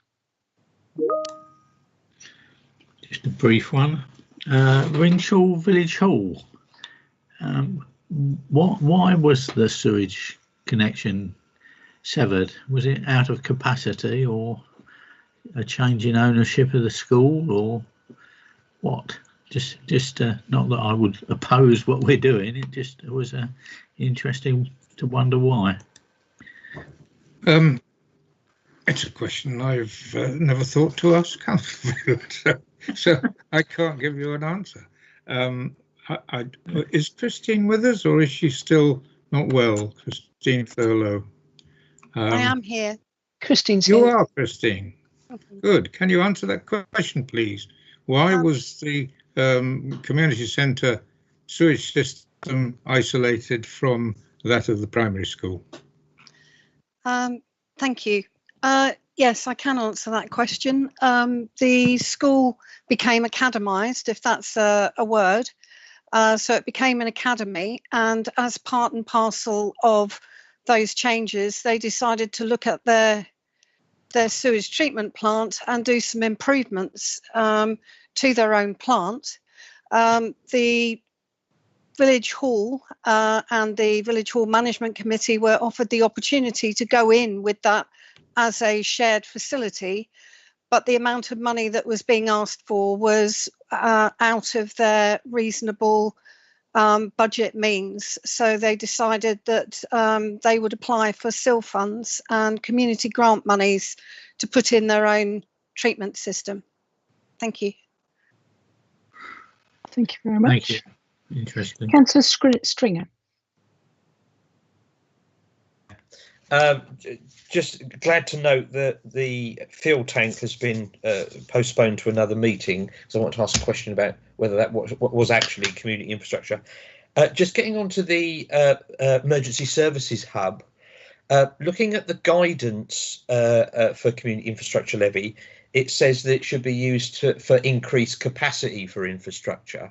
Of course, Stowmarket already has capacity for emergency services for ambulance, fire and police. So my question is, do the structures that will be released from use by this new structure stay in community use? David or Christine? Thank you. I'll step in here. My understanding is that the existing facilities are going to be offered for redevelopment of what type, I'm not entirely sure, but the idea is that any monies which are gained from redevelopment of the site would be ploughed back into this project. And if that meant that less SIL monies were to be required, then that would be the outcome. So at this point in time, I'm not aware of any intentions for future use of those facilities. Okay, that's helpful, but it's difficult to then make the decision for the SIL money if it then may not be needed if the sites are redeveloped. I'm surprised that's not known now, kind of thing. Okay. Could I come back on that, please? Yes. They have factored in a certain level of return on those sites, which has resulted in the amount of SIL funds that they have applied for. But the idea that if more money is made, then that money would be returned to the pot. So the whole calculation has been worked out on the basis of what they have applied to us for SIL monies on, and that would enable the project to go forward. The proviso that if they make any more money on those sites, so if they end up being more lucrative than first thought, then we would see a return on that ourselves. Okay, that's very helpful. So can I then just be assured then this new facility will have extra capacity above and beyond what the existing 3 already had? Yes, if I can come back on that. Yes, it will do. There is an extra fire station parking bay proposed in this facility. They have also looked at police requirements and fire up to the period of 2036. And so therefore the proposal is future-proofed from that point of view. There are also a large number of EV charging points in here. From a police operational parking point of view, there are up to 13. From a fire operational point of view, there are 4. And there are 8 spaces for use by the public for visitors to the site. So quite a lot of future proofing from the point of view of EV charging points as well. Thank you very much. So I'm going to move on now and open it up for debate to Cabinet members. Does anybody want to add anything? Councillor Haddingham. Thank you. Yes, I'd just like to say how pleased I am to see some SIL monies going to improving the parking at Thorndon Walks. I've been visiting the Thorndon estate since I was a child, and it's one of my favourite parts of Suffolk. To be able to walk amongst the woods and parkland there is a very important thing for our mental and physical health, especially in times like this when you can feel hemmed in within your own property. It's an ideal location to visit on your own, with family, with children, as they're more than catered for with their excellent playground, and it's also ideal for taking a dog for a walk. They've always been concerned with the environment, as anyone visiting their loos will attest, and I see that they're taking an environmental approach with this extra car park using recycled plastic grass reinforcement mats, which provide strength to the ground for vehicles and a safer surface for pedestrians. It's a no-dig installation mess that allows the existing grass to grow through and therefore provides minimal impact, as well as blending in with the existing landscape. So I'm very pleased for that. Thank you. Thank you, Councillor Haddingham. Councillor Richardson. Thank you very much, Chair. Just a couple of points I'd like to make, one of which I think I touched upon when I think we had a previous report to the Joint Cabinet a couple of months ago, just to say that it's really quite reassuring to see all of that, all of those projects coming forward in Appendix A and how they're being progressed. As I say, I think SIL is a really fantastic opportunity for us to be investing in our district and investing in local infrastructure. So I'd definitely like to just welcome that. And then just turning to the recommendation about which new projects we want to approve. I will just touch upon the Emergency Services Hub in Stowmarket, because I think the report that we've got in front of us does make clear that we will see an increase in operational resources deployed within the district as a result of this new site, and that we will see tangible benefits from that. So I think it's in the second bullet point, talks about increased response times for end users within our community. And I know from the NHS's perspective that the East of England Ambulance Service has traditionally struggled, particularly in rural areas, meeting some of their Category 1 responses when they have to be they have to respond within a certain time, depending on how serious it is, either 8 or 15 minutes. And obviously, if you consider just the size, not just of Suffolk, but of our district, how difficult it can be sometimes to meet those response times. So I think that having this resource, this new site with that extra capacity and extra resource within our district, within the heart of our district, I think is really important. So I will certainly be supporting the recommendations in this report. Thank you, Chair.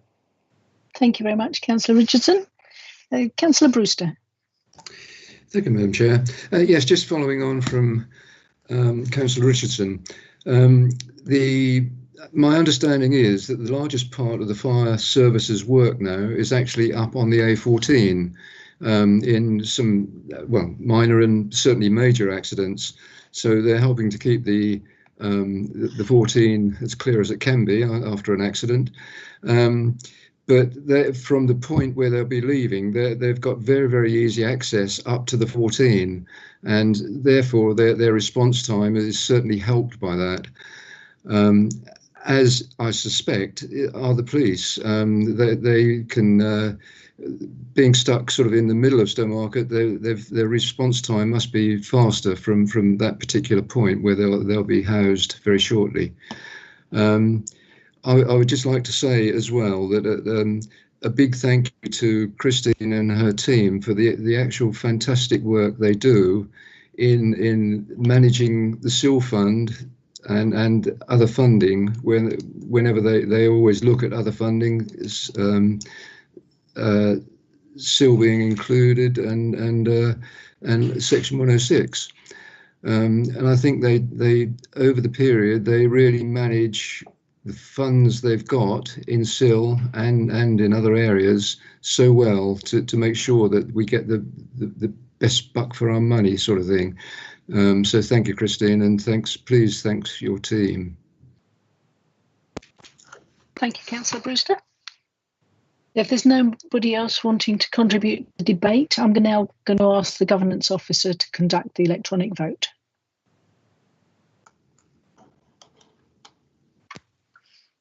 Thank you, Chair. Once again, councillors, the vote is ready for you in the ModGov app.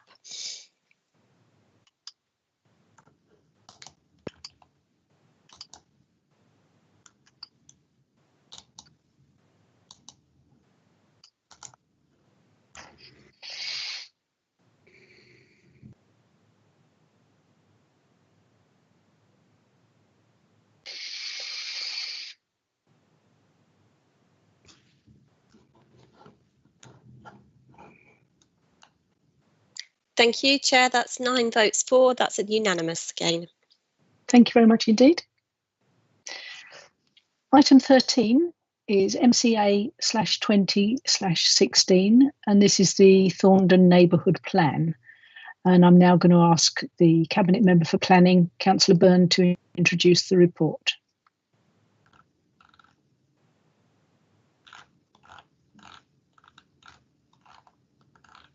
You're on mute, Councillor Byrne.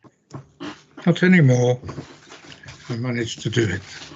Thank you, Chair. And okay, councillors, this is the this report updates you on the progress of the Thorndon Neighbourhood Plan.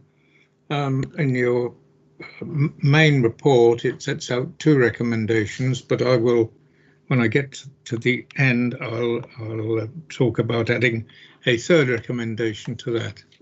The 2 recommendations are that Thorndon Parish Council be instructed to modify their plan in accordance with the independent examiner's recommendations, and the second one is that, subject to satisfactory completion of the above, the Cabinet agrees that this plan be advanced to a local referendum.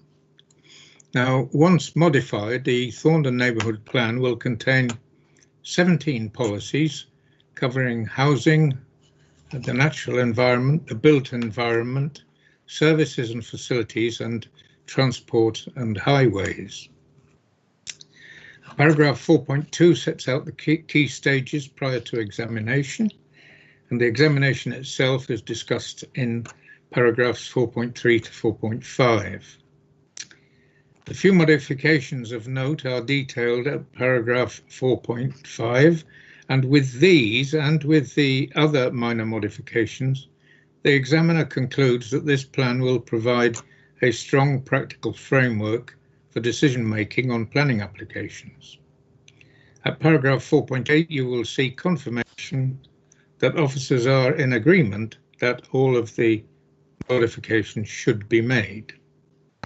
Paragraph 4.11 reminds us that current government guidance reminds us again that the earliest date on which a referendum could conceivably take place now is the 6th of May 2021.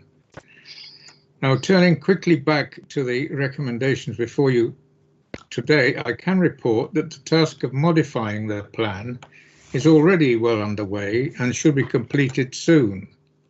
Therefore, it only remains for me to ask our officers to continue to work with the Parish Council on that matter, and subject to your agreement today, for this council to confirm its intention to send this plan to local referendum. Since the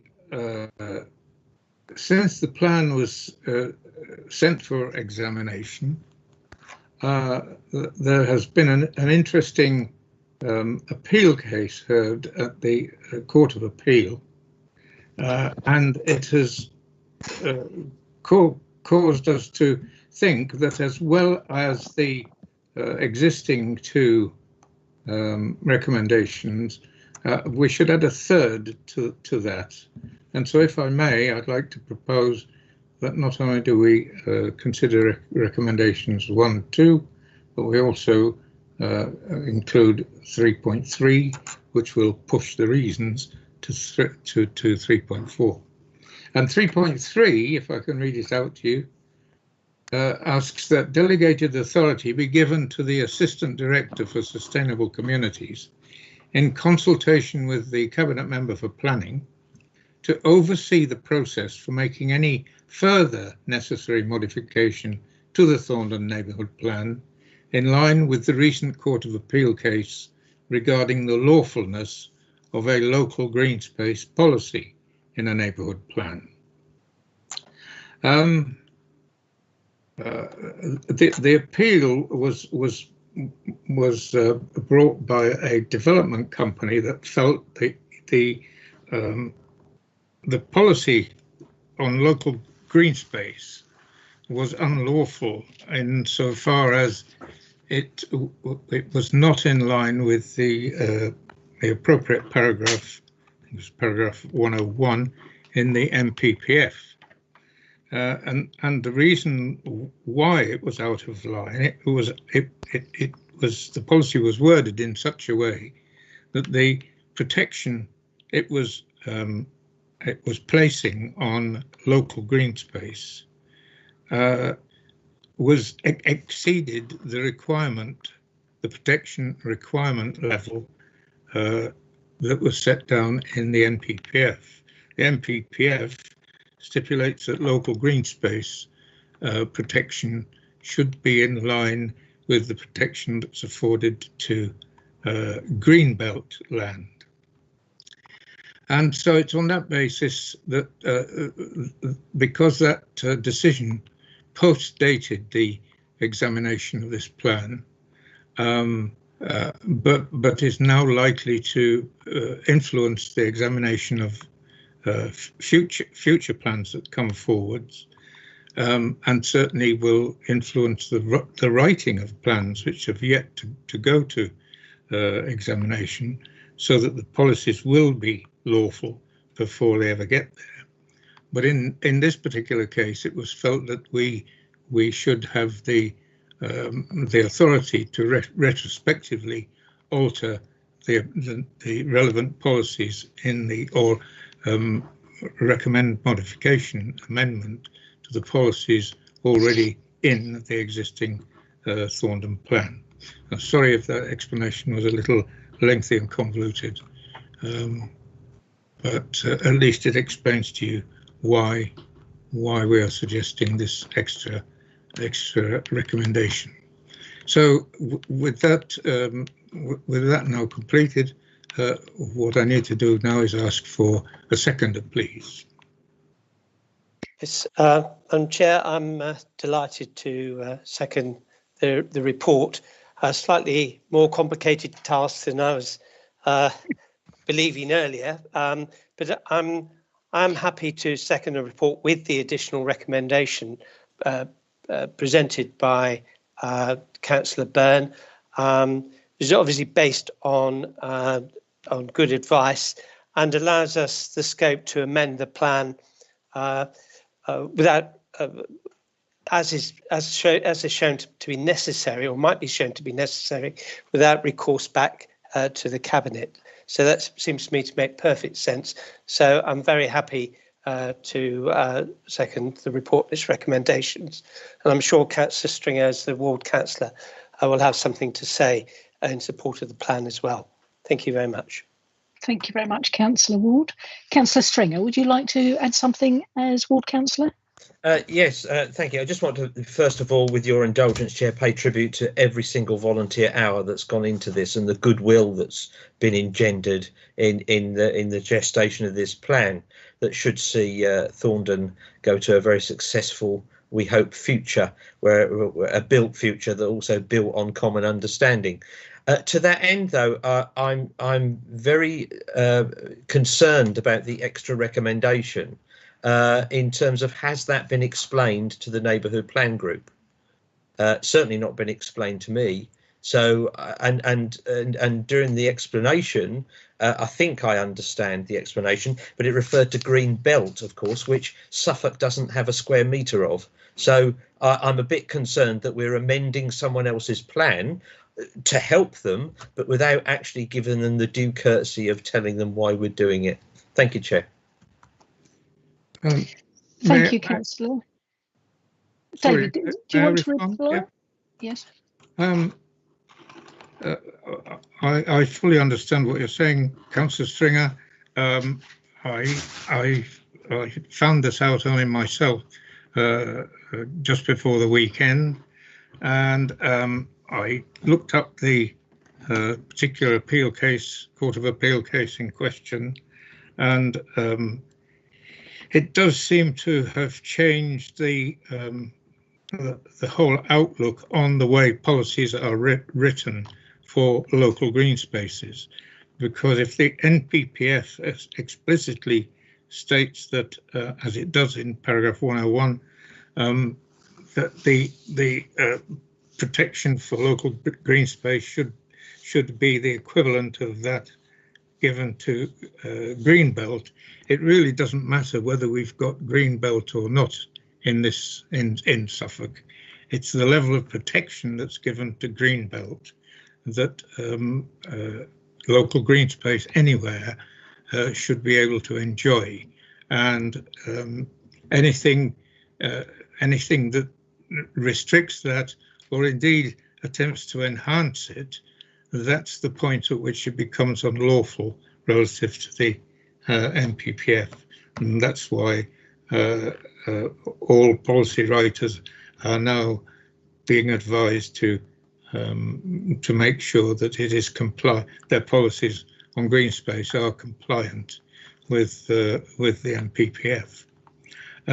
Now, so far as the notification to the parish council is concerned, to the steering group, I will have to refer that to Paul Bryant, who I hope is here, who's the planning officer who looks after all of our neighbourhood plans.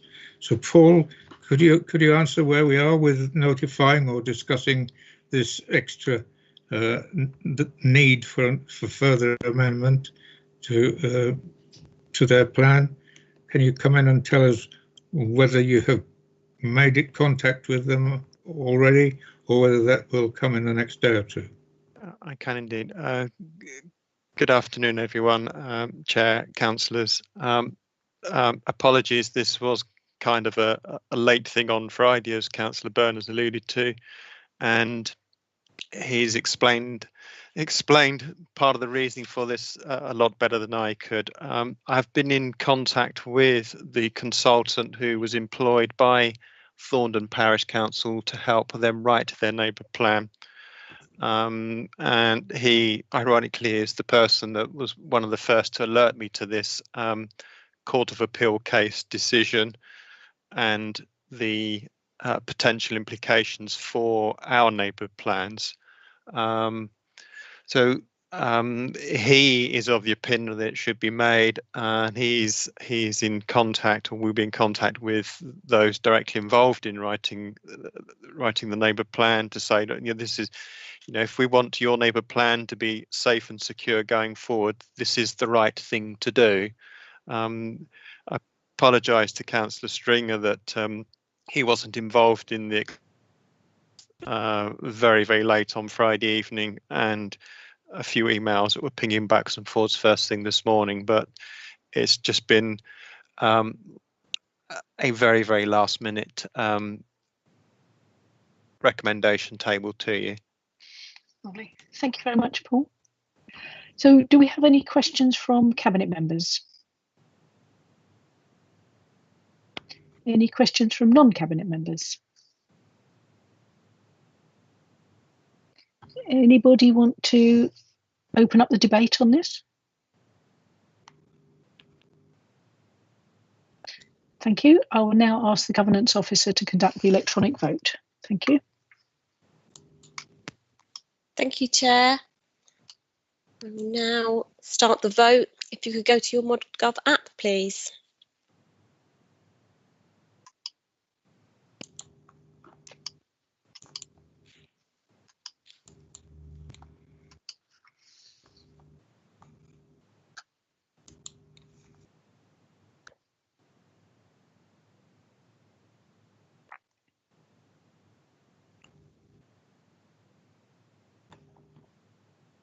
We have 2 more votes. 1, and that's unanimous, Chair. 9 votes for. Thank you very much indeed. So thank you very much, councillors, for your participation this afternoon. The date and time of the next meeting will be Monday, the 4th of January at 2:30, and that's our first day back in our virtual office. I look forward to seeing you all again then. And if I don't see you before, have a safe and happy Christmas and New Year. Thank you, everybody. Goodbye. Thank you.